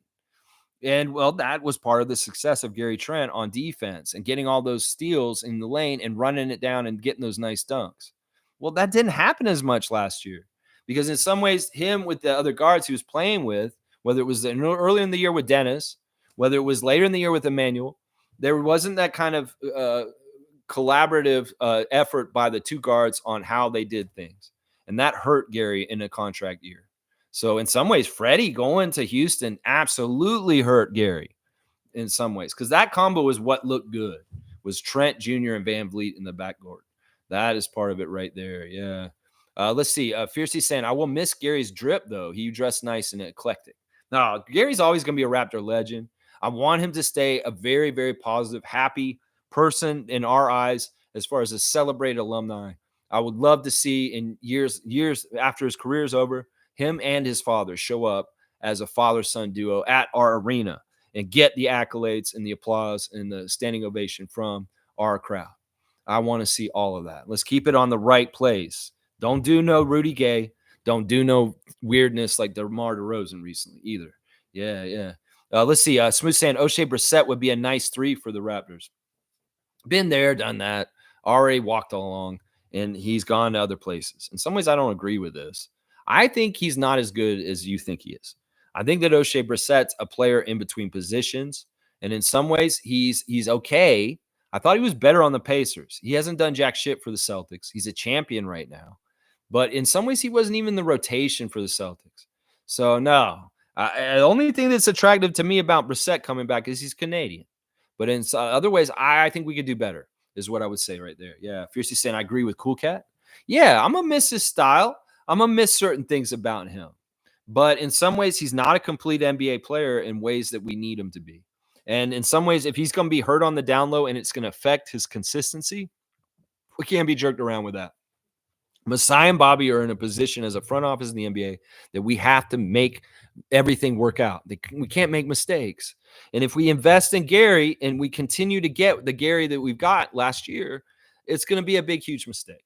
So they just want to avoid it in general. It is what it is. It's not that we don't love Gary. It's not that we, in an ideal world, he would have had a good season and we would have very much felt like we could invest with him this summer to continue to have him, but it didn't happen. And that's part of what I was trying to say on this channel all last year with the night after nights when we react to games. I said, Gary, what are you doing, man? You have to do better or you will not be a Raptor next year. And that is exactly what happened yesterday. That is exactly what happened. Den Loud's here. Good to see Den Loud. It's been a little bit, man. Great morning, Raptors fans. I've seen a lot of chatter about Koloko being on the scene. I absolutely love him, and I hope he returns, but that's an even bigger logjam. I don't know. I know technically Blake Murphy says we don't have the waiver rights to him, but in some ways it is Clutch and Christian's decision and the Raptors' decision too. And if the Raptors are like, yeah, we didn't never want you to be gone because of medical health. This was not our decision. We still want you on the Raptors. Well, we can probably hopefully circle around and get that to happen. Den Loud, I'm with you.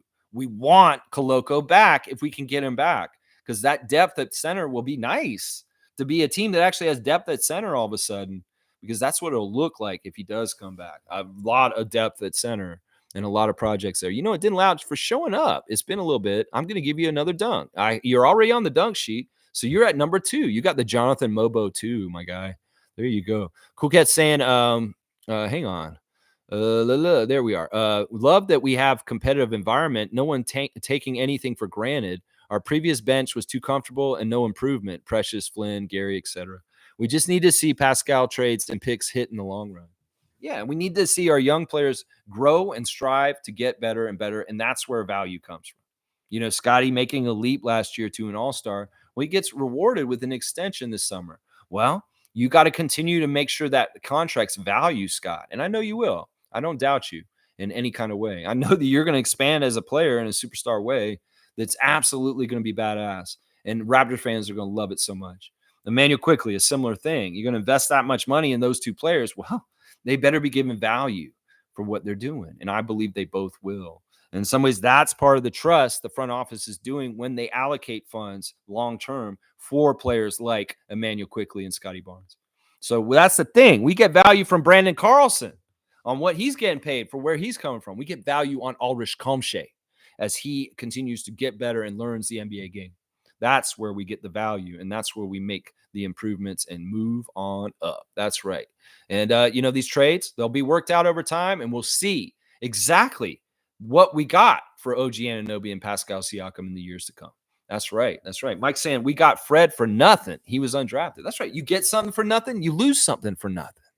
Like, seriously.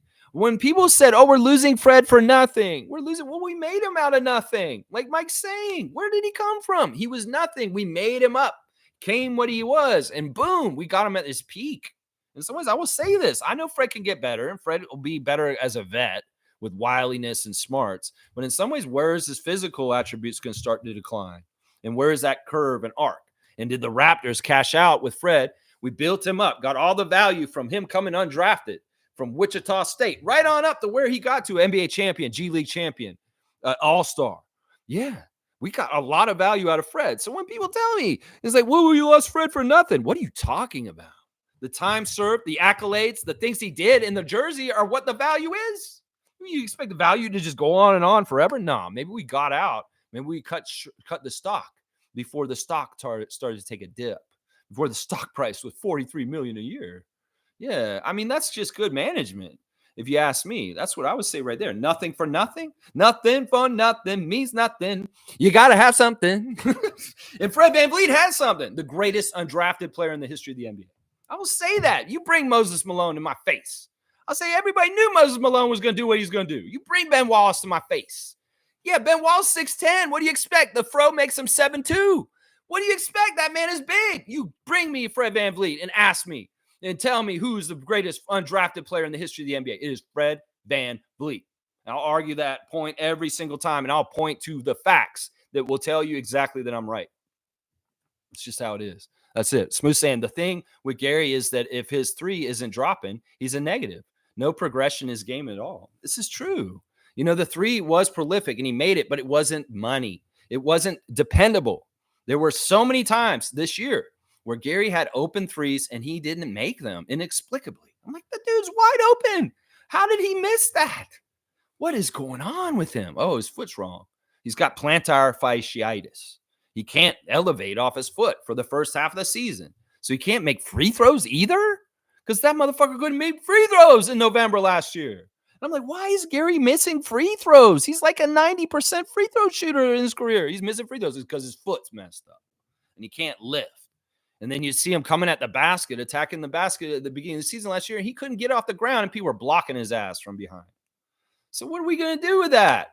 I'm sorry if the injury messed up your contract year. I'm sorry if the new CBA messed up the contract year, Gary. There's a perfect storm of fuckery, whether it's your agency, whether it's the new NBA, whether it's your plantar fasciitis. It just sucked. It sucked for him. It's too bad. It's too bad. Yeah. Smith saying he doesn't offer anything else. Very disappointing tenure with Toronto. Really disappointing, actually. I don't think so. I don't agree with that, actually. You know, in some ways, Gary showed up in the really craziest, most chaotic time in the Raptors history, Tampa. And he came in as a good citizen. He held things down, and there was continuity with him to an extent as a player and a pro that was valued and respected, and I appreciated.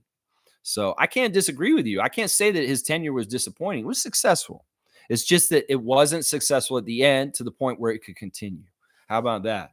Yeah, Cool Cat saying, I like guys who have 4 years college experience. They're usually more mature, battle-tested, confidence. Only unicorns should be drafted out of high school or 1 year college. This boom goes to dynamite. Cool Cat, you want to dunk? You get it, coach, because that sounds all good with what you're saying there. Actually, I'm going to give you a three-pointer. 77 for you. You've got actually the number of Jameson Battle, number 77. You know what? I'm going to say this about what you're saying. I think you're right. I think that what has happened is the lowered age and all the young people coming in quickly because they're worried about getting injured in school and not making any money is going to change now. In some ways, we're going to see more players like Carlson and Shead because of the NIL. The players can now make money in college. And if they're that good, maybe it's worth staying down there and making the money and sticking around for a couple more years down there. So this is a good thing. I like the NIL. Because it may mean that there's better prepared NBA players coming in the league because the money's good in college now. And the whole reason that people jumped to the NBA was because of money and financial reasons. So, well, there's money in college now. Maybe these guys will stay down there and get more training and be better prepared NBA players coming into the draft than having to come in and learn from G League Ignite or G League or any kind of bullshit half-assing. And we have to teach them basic NBA basketball skills because they didn't learn them from a coach like Dean Smith or Roy Williams or Mike Krzyzewski and shit like that. That's what I'm saying right there. Boom goes the dynamite. Cool Cat, you got a three-pointer. Stargate's here. Good morning, Raptor Freaks. Let me see what it jumped ahead. Let me make sure I don't miss anything that Stargate is saying. Did I miss one of Lex Legendary spaz outs? Yeah. And I don't like you using that term. I had a rant. I had a freak out. And it was for Jontay. Yeah, go watch it. Watch it later. It's pretty good. It's pretty damn good. Cool Cat saying, Lex, always try moving forward. Part of life's journey. Hang in there. That's exactly what I'm doing, Cool Cat. It's really amazing that you just said that. I could dwell on the past. I could dwell on the present. I'm looking forward. And you're exactly right. And I appreciate that advice from you. And yeah, it's noted, and I am on it. I'm on it. Wayne's saying, seems so. I missed the spaz too. Yeah, let's not use that word, guys. I don't like that word. That word is not sensitive to people that have certain issues. And I don't like that word at all. In fact, I may actually take it out of here. I had a freak out, and that's what I call them. I had a rant. And I ranted on Jontay's audacity of asking a judge to allow him to play in Greece. Professionally. That's why. Fiercely saying, sending positive vibes to Lex and be strong. Send them to everybody. Send them to all involved because I love them. That's what I would say. Cool Cat saying, Bronny Jr. is a great business decision. Eyeballs, discussion leads to money. Bronny Jr. drafted at 55 is a win-win situation. Not for Bronny. I don't understand why you think that. This is just like the Macaulay Culkin family. This is like the Culkin parents forcing all their children into Hollywood. And you know, the destruction of a young person who's not totally ready for all that. You know, this smacks of child stars in Hollywood. This is like Drew Barrymore's story, Bronny James. Seriously, if you really think about this is LeBron being a parent, doing a couple of things that in some ways, you know, I don't know. In some ways, it's not healthy. It's very toxic. The Bronny situation is very, very toxic. And people are coming out and trying to say things in support of Bronny in this situation because it's impossible for him. He does not belong in the NBA. He's not good enough. The more Summer League is played, the more people's eyes are like, yeah, this is exactly what I said 2 weeks ago, that it's a waste of time. He's going to be exposed, and everybody's going to understand exactly why he doesn't belong in this league because he's not good enough. He doesn't have the stats. He doesn't have the size.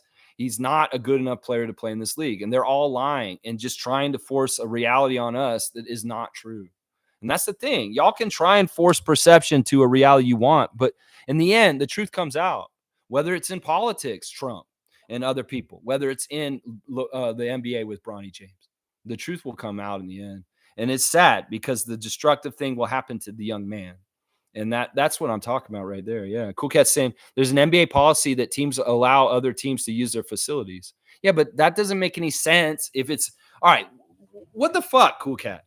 If the Raptors and Masai Ujiri are giving a big paycheck to win casino to use their practice facility, they're paying money to do that. Are these other teams supposed to just piggyback and just be able to come in there? No, I would say no. If there's a competitive advantage bandied around by the Boston Celtics in certain ways, if they're going to be a certain way, like turning down the Heat in a very cold December day in their locker room for the visitors, why the hell will we help the other teams like this? It's like Monique said, oh, the Raptors are so great for doing this. I'm like, no, bullshit. I'm like Wayne Strainer. Why are we helping them? Seriously, they better be paying us by the hour to come down there. This is different than our arena.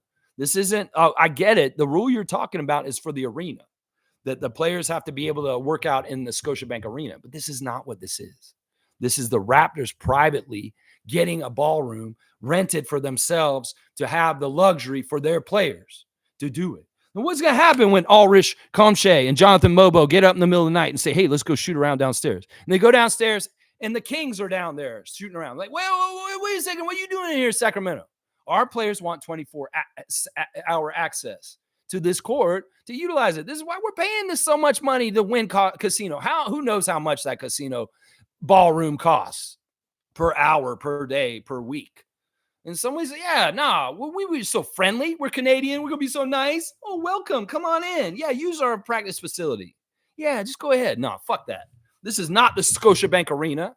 This is a Wynn Ballroom Casino. And we pay for it. We make the rules. I don't know if the NBA is adjudicating, hey, Masai, you're going to have to let the Pacers come in and use your practice facility in the ballroom all of a sudden. No, that's not fair. And this isn't the same. That's what I would say right there. Yeah. Randolph saying, Lex, Gary Trent went from $18 million to minimum wage in a year when players are being paid. That's a shame. It's a tragedy. And, well, he's got a couple things to blame, and I named them earlier. Yeah. Mike's saying Raptors have an Intel hub in Vegas, laugh out loud. Plus, it increases the reputation of the Raptors as a super first-class organization that goes above and beyond for players on the Raptors. See, I don't mind what's been described as pickup games between NBA players that just happen to be in Vegas and want to come down there and play. That does exactly what you're saying right there, Mike. But when an official team comes down there with their squad and they want to run an official practice, that's a whole different other thing. Say, Scotty, Jonathan Mobo, Jaylen Brown, and some other guys want to go up there and just run around the court at like 2 a.m. and play an impromptu 5-on-5. That's different than a team officially coming in and trying to run a real practice with their coaches. And that's the thing I'm trying to discern here. In some ways, if the Raptors want to be nice guys and have an open court for people to run 5-on-5 just for fun and it's unofficial, that's fine. I have no problem with that. The problem is if there's other teams coming in there and utilizing the facility and they're not chipping in on the pill. That's what I'm saying right now. That's what I'm saying right there. Yeah. But I agree with you, Mike. The Intel hub, the reputation builder, these are all great added benefits to what we were talking about right now. I agree with you.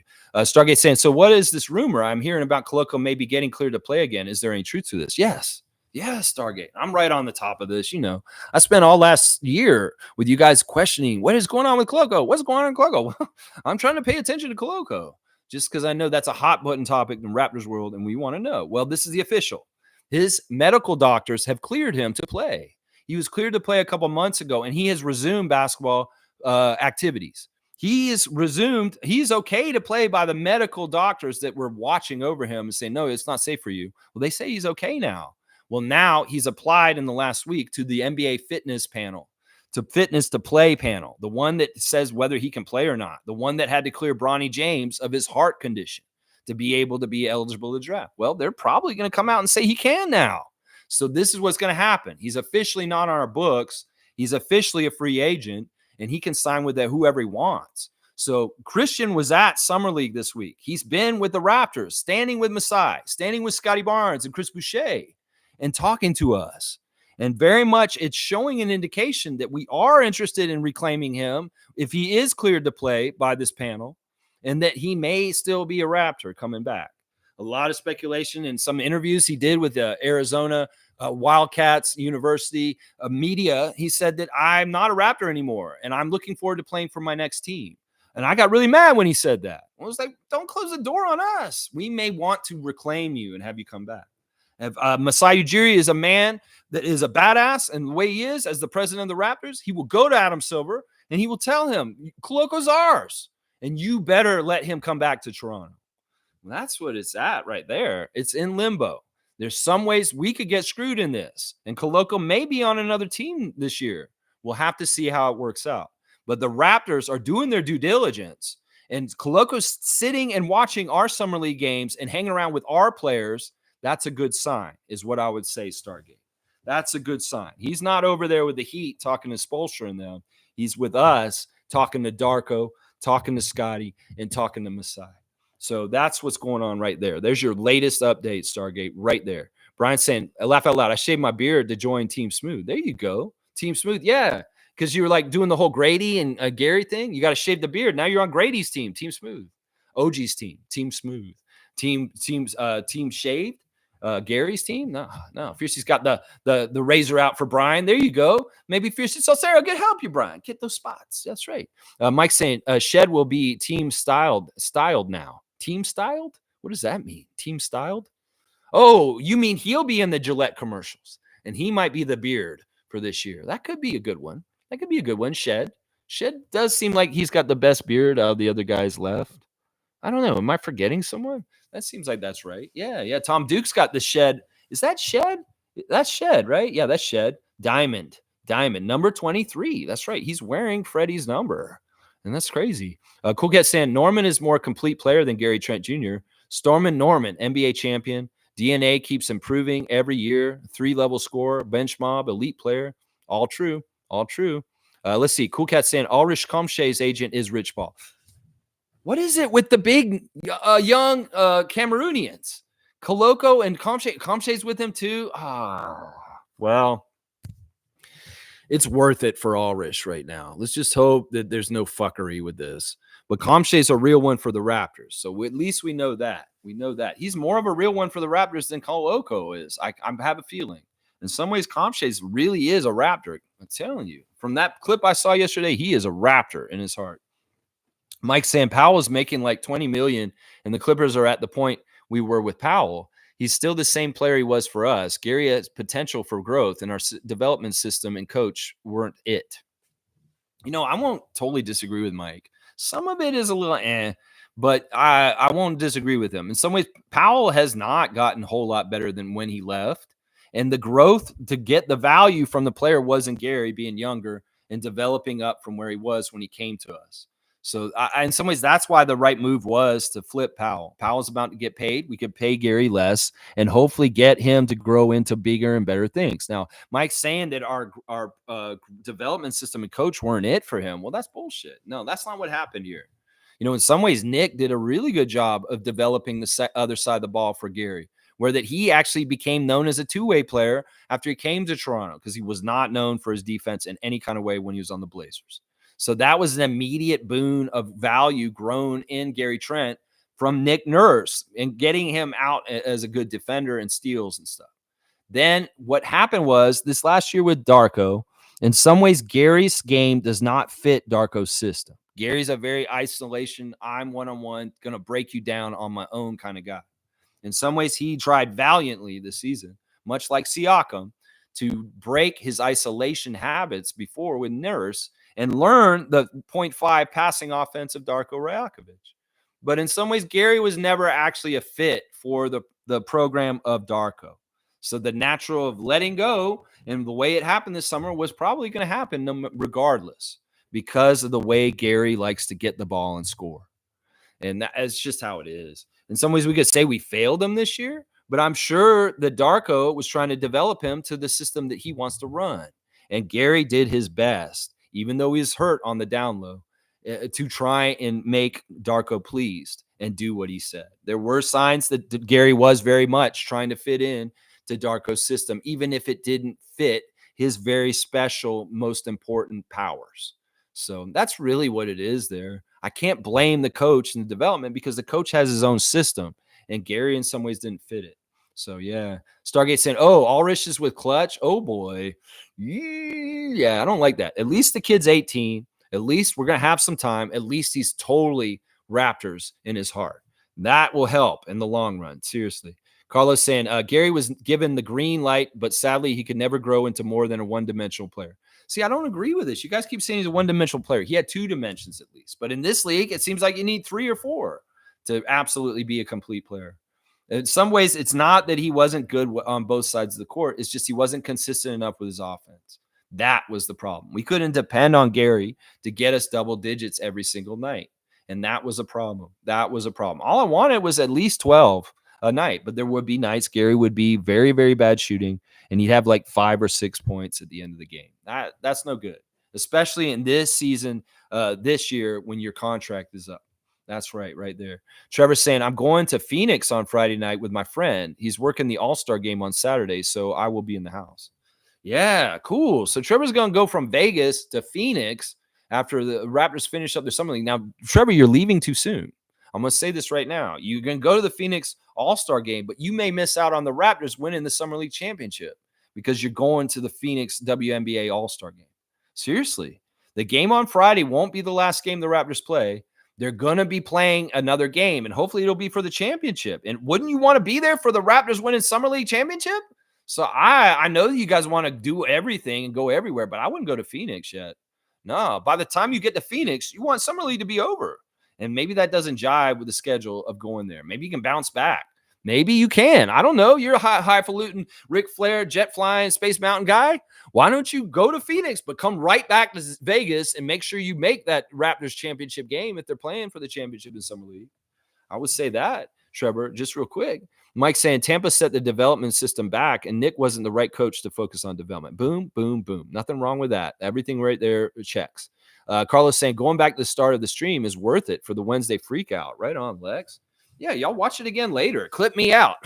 Clip me out. Put me on Raptor Spaces. Put me on Facebook and Raptors Places. And let them see how I felt about Jontay and the audacity of his request to the court yesterday. Yeah, it didn't go long. He asked them in the morning. They told him that night. It didn't take long. No, the judge is like, yeah, I don't have to review this for very long. What the fuck do you think you are? You know, part of it is Jontay's wife is pregnant. And apparently she's in Greece already. And she's like waiting for him. She's like, come to Greece. And he's using that as part of the excuse of why he wanted to go to Greece professionally. Is because his pregnant wife is there. And he wants to reunite with her. Nobody gives a shit. You're a felon. You're a fucking degenerate gambler. And you need to be going to court and seeing what happens with the federal things that are going to happen to you in the United States, if not in Canada also. So yeah, Jontay, you ain't going nowhere. This sounds like some bullshit where it's like somebody does a crazy crime. It sounds like one of your little buddies that did the gambling with you going to the fucking JFK airport and trying to fly out and they arrested him on his way out.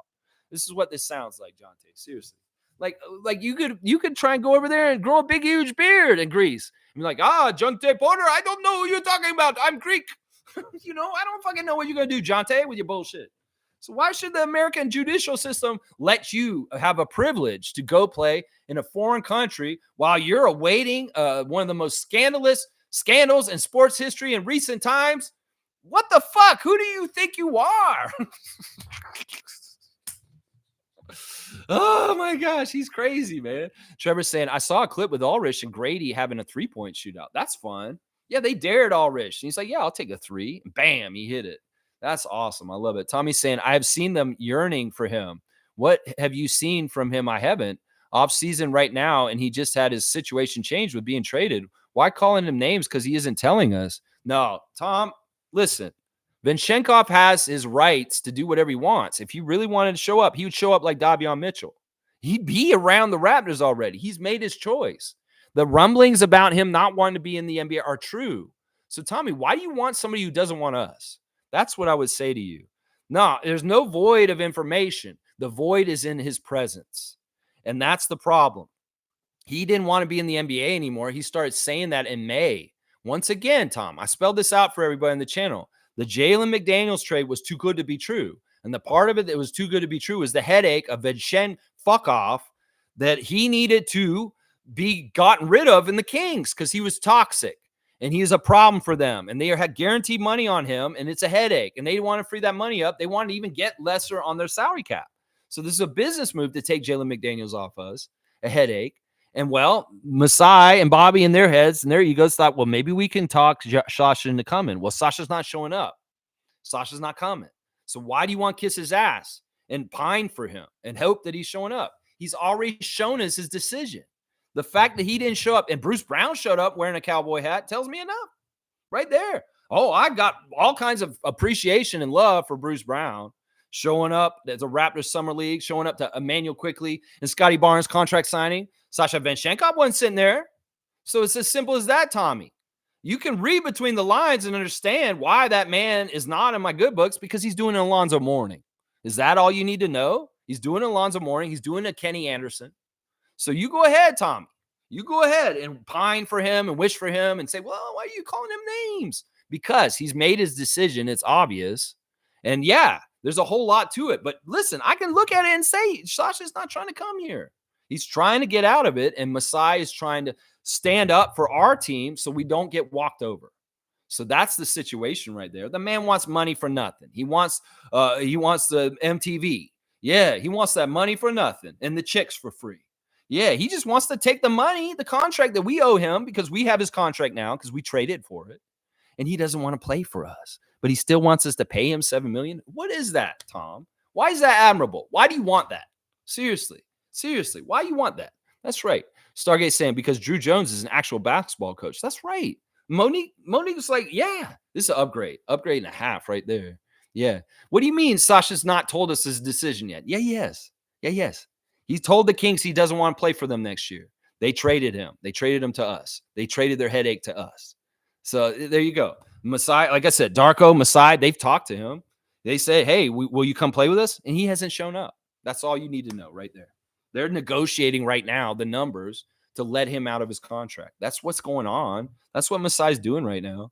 In some ways, Masai's trying to say, like I've said, if you're not going to come play for us, we want you to just null and void your contract and go home. You can go play for Greece. We're not going to stop you.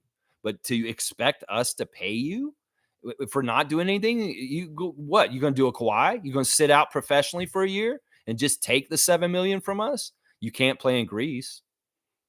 You can't play in Greece. And I don't give a shit if the Greek fans come in and try and strong arm or propaganda in comment sections all over Raptor Spaces saying, free Sasha. I don't give a shit. Masai is the one in charge on this. He has his contract.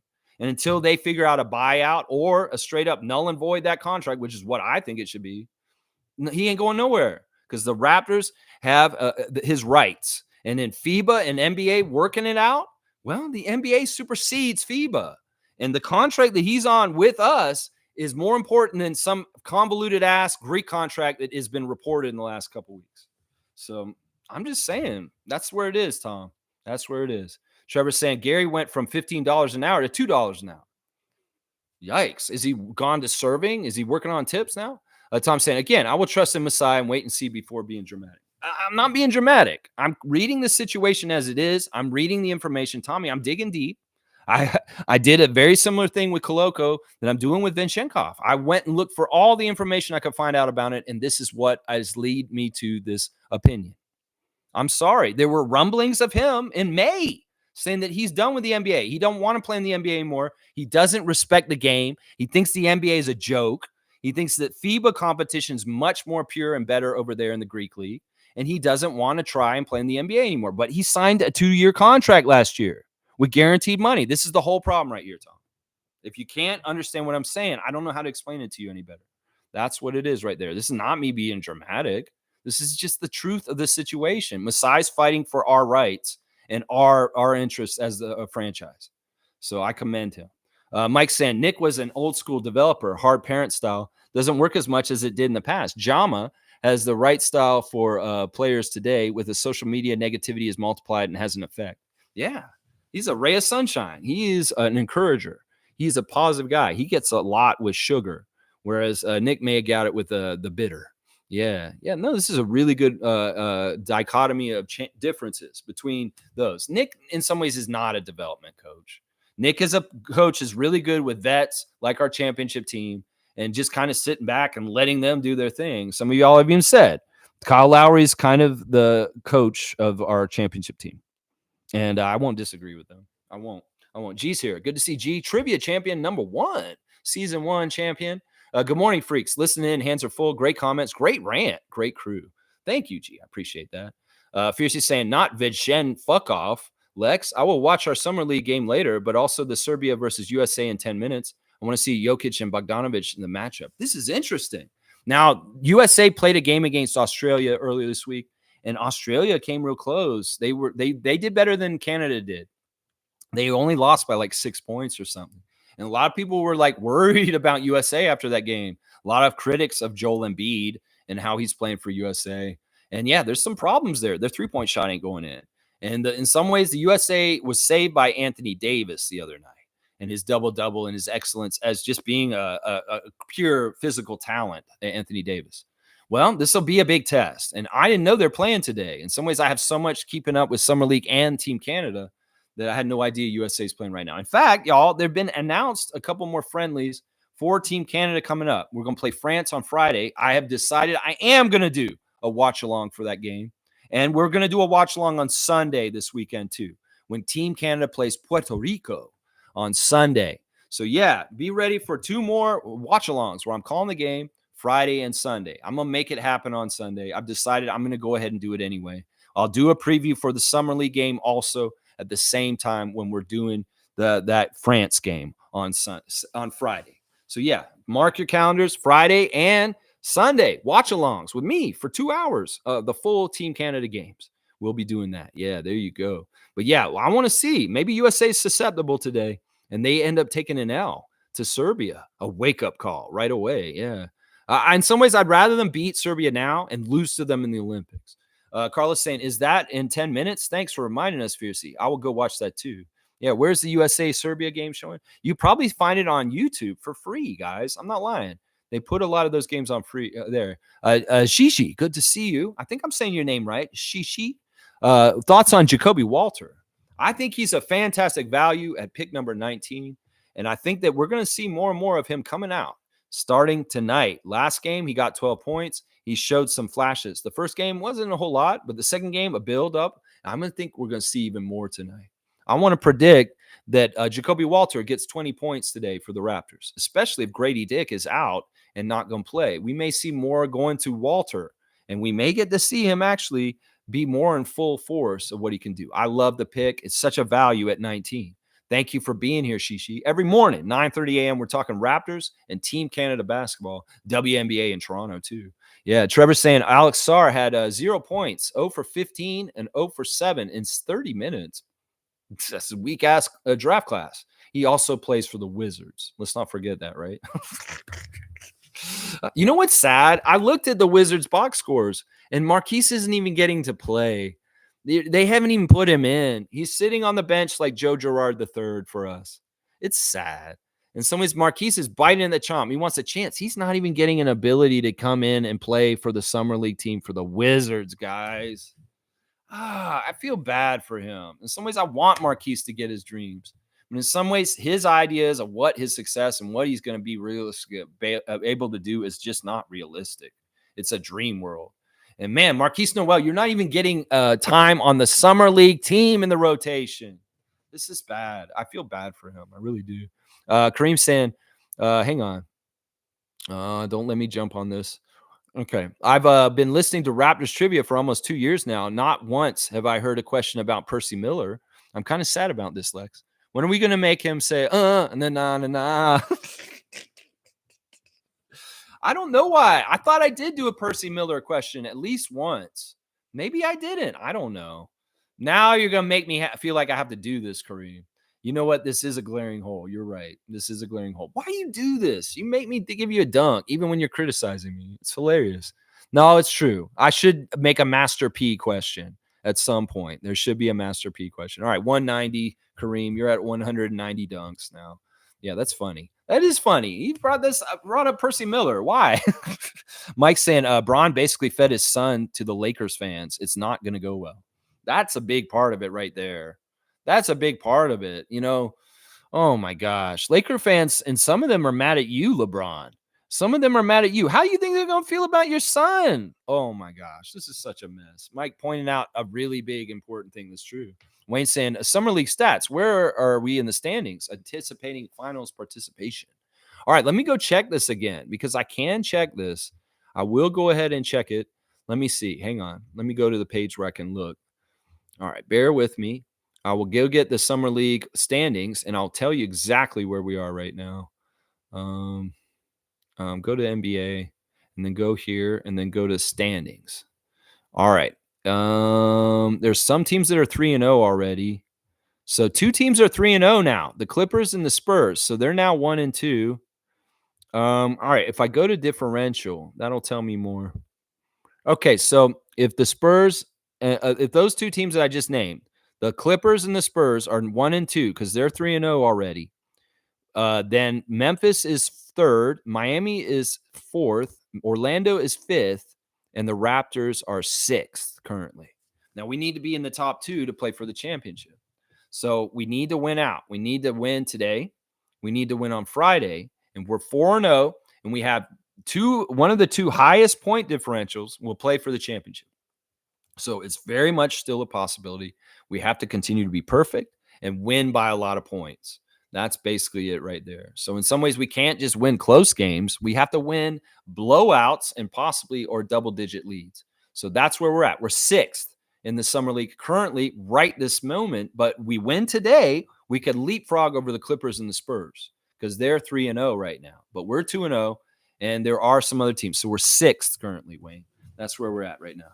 Let's see. Stargate saying at Lex, my apologies for using that word. Wasn't meant to be insensitive nor to bring the integrity of your stream.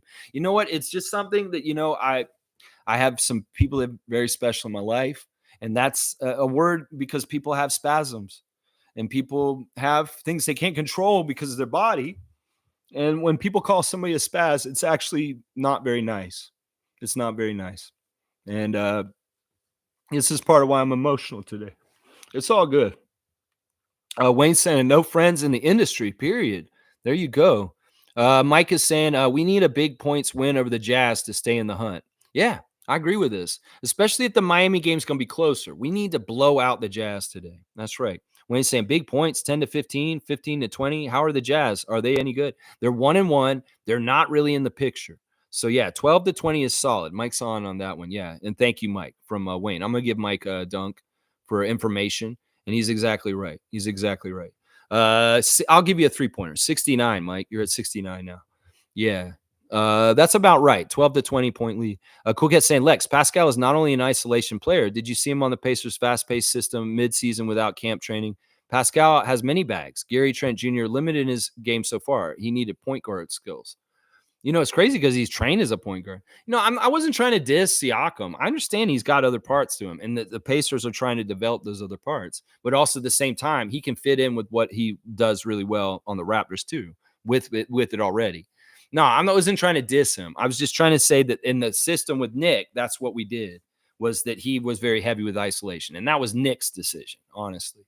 So Mike's saying it's part on Gary Trent. He wasn't enough to get to the next level with his passing. But I think Nick's system wasn't great for a beginning passing guard based on the way Nick liked to play. Well, he really didn't do him any help by really letting him do whatever he wanted with the side steps and all that kind of stuff. Some ways that's his strength. Gary's like DeMar DeRozan. He needs contact. He needs a defender in his face. If he's too wide open, he's missing. So it's almost like Gary had to come in and engage the defense and make a tougher shot, and he'd make it. In some ways, I hate that kind of player. Take the easy stuff. Make the easy stuff. And when DeMar used to try and beat 2-on-1s or 3-on-1s, it would drive me crazy 10 years ago. It absolutely drove me crazy. I'm like, dude, dump it off to Terrence. Give it to Kyle. And meanwhile, DeMar's trying to beat the whole team by himself. Well, Gary has a little bit of that himself, and that was part of the problem.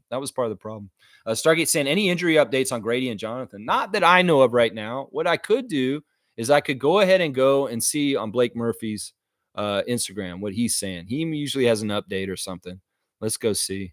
No, he doesn't have anything right this second. There's no current word on it. I could even go to ESPN site and kind of look at them and see there's nothing on there they're telling from the depth chart or information. They're not updating injury reports like they do during the regular season where I could tell you up to the minute. So what Jama said yesterday in the practice interview is they're going to try him out this morning and shoot around and see where they're at. Now, I would say don't even try Grady. Don't play him today. We don't need Grady tonight. In some ways, open the door for Jacoby Walter to come out there and be that guy tonight. In some ways, Grady is not there. Well, Jacoby may need to step up. So, but there's no official word, Stargate. There's a possibility they could still play tonight. But in some ways, I'd say don't play Grady. Play Jonathan if you can, for sure. Mike's saying Stargate, yeah, kind of still evaluating them in the next couple days. They got to evaluate them right now because that game's at 5, Mike. They got to evaluate them right now. That's right.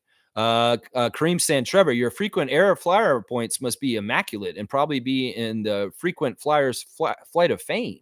Man, Kareem's really trying to play that piano today. I'm not. That's too much of a tongue twister. I can't give you a dunk for that one. Mike's saying the Kings got DeMar with space from our trade. From our trade, yeah. Yeah, so in some ways they helped DeMar come there. I think it's silly. I love that DeMar's wearing 10 again, but also I'm hating on DeMar right now, just partly because of this confusion with him and Kendrick Lamar. It is what it is. In some ways, I don't wish any.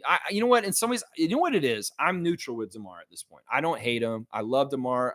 Default is to love DeMar, but I'm not as big a fan of his as I was a month ago, and that's sad. In some ways, he pushed some of his Toronto fans away recently, and he really didn't need to do that. We were so loyal and diehard for you, and in some ways, DeMar, it was destructive what you did. And in some ways, if you want to make it right with us, we're fine. We'll do that. But in some ways, also, you're losing me to an extent over time. Like if we see you this year when we play the Kings, it's not going to be the same as how I felt in other times when we play against you. I'd actually root for you when you were on the Spurs against us. When you're on the Bulls, I didn't anymore. So, yeah, it is what it is. It's a weird situation with DeMar DeRozan. That's for sure. Wayne saying Gary had no lift even before his foot issues last year. We saw many breakaway plays Gary flubbed. Sometimes he could have passed to a more open layup, and he didn't do the right play. His skill set is limited. There you go. I'm not going to disagree with Wayne. In some ways, I don't want to kick Gary on his way out. He's a very well-beloved Raptor in his time here. I appreciate Gary Trent Jr. I wish him the best going forward. That's what I would say. Stargate saying, Sasha can kick rocks. Go play in Greece, but we ain't paying you. I mean, that's just. If you don't want to play for us, why do we pay you money? If you're not even going to put on a Raptor Red uniform at any point in time, why are we paying you money? That's right. Vashenka, fuck off. That's what I say. That's right. Fiercely saying, Sasha, we don't need you. Yeah, that's right. That's right. Tom Duke saying, that is the first time I've heard he wants to leave the Raptors. You explained your reasoning. Thanks. Yeah, it's not even that he wanted to leave the Raptors. It's the NBA in general. It's not really anything personal against us. He doesn't like the NBA. He feels like it's a lower competition than where he came from. In some ways, he's making excuses because he didn't fit in Sacramento. He wasn't successful. And he felt like he's wasted his time. You got to think about it this way, Tom. You're taking the Michael Jordan of the Greece League, the MVP, the leading scorer. You're putting him in the NBA. He comes in. He's a bench player. He's hardly getting any minutes. He's in the rotation hardly ever. And in some ways, he's like, I'm wasting my time. I thought I wanted to come to the NBA, but it's not what I thought it would be. And, oh, crap, I have one more year on my contract. That's the situation right there, Tommy. In some ways, I told you, if he was going to show up and be here and want to be on the Raptors, he would have already. He would have shown up with Davion Mitchell, the player he was traded with to come here. I love you, Tommy. I don't want you to think that I'm going off on you. I just want to make sure that you're informed. And I know that in some ways you've missed some chats and streams recently because you're very busy this summer, and I appreciate you. But, yeah, there's stuff I've said about Benchenkov that you may have missed in the last week or so where I have explained what's going on with him. But it's all good, Tommy. We love you. Yeah, W streams, W vibes. Thank you, Monique. Thank you for the cutoff in some ways. And it looks like our poll is pretty much mostly figured out. It looks like it's 78% believe Norman Powell was the better career in the Raptors than Gary Trent. And I think it really is kind of the way that Norman won a championship with us that puts it over the top on that one. Yeah. All right, let's see. What else are we saying here? Okay.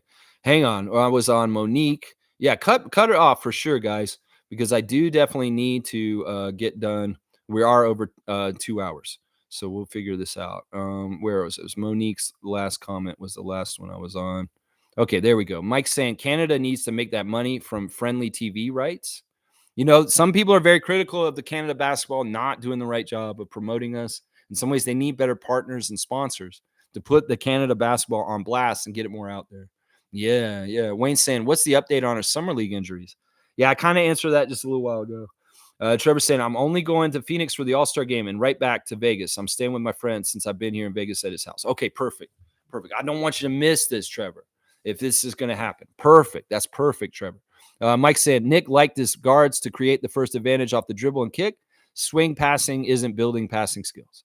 Yeah, and that's a totally different philosophy than Darko's, obviously, the swing passing.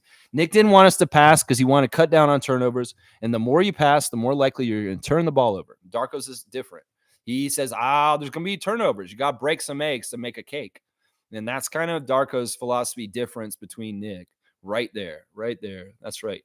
Let's see. Cool Cat saying Nick Nurse can be a development coach if he wants. Nurse wants skilled players already and then handsome. Nurse did good with Scotty. Nurse hates low IQ players. Laugh out loud. That's true. That's all pretty true. I don't know if you can give so much to Scott to Nick. I'm going to say this. Scotty made the jump last summer, and Nick left him high and dry before the end of the season. So can we say that Scotty's leap to an all-star last summer was partly because Darko showed up all of a sudden, and maybe he changed Scott and helped him become what he became last year? I'm not willing to give Nick credit for this. I'll give Brian Macon more credit for what's happened with Scott and Scotty himself and Darko and the switch and how much he made a leap last summer. That's what I would say. In some ways, you can't say this, Cool Cat, because in the summer after his rookie year, Nick wasn't there helping him. He was with us on Twitch. And that is a big difference right there. That's right. Nick Nurse is just specific on what he wants, the entry skills for the players. Hard to change his mind. He loves Scotty and Koloko. He loved the original bench mob. If he loved Koloko so much, why the fuck did he fuck up his rookie career so bad? Yeah. Why are you standing up for Nick Nurse? Nick Nurse was a jabroni. And at the end of his career with the Raptors, he totally subterfuged and sabotaged our team, including Delano Banton and Christian Koloko. How could you say that he liked Koloko? He totally dropped the ball with how to manage him in his rookie year.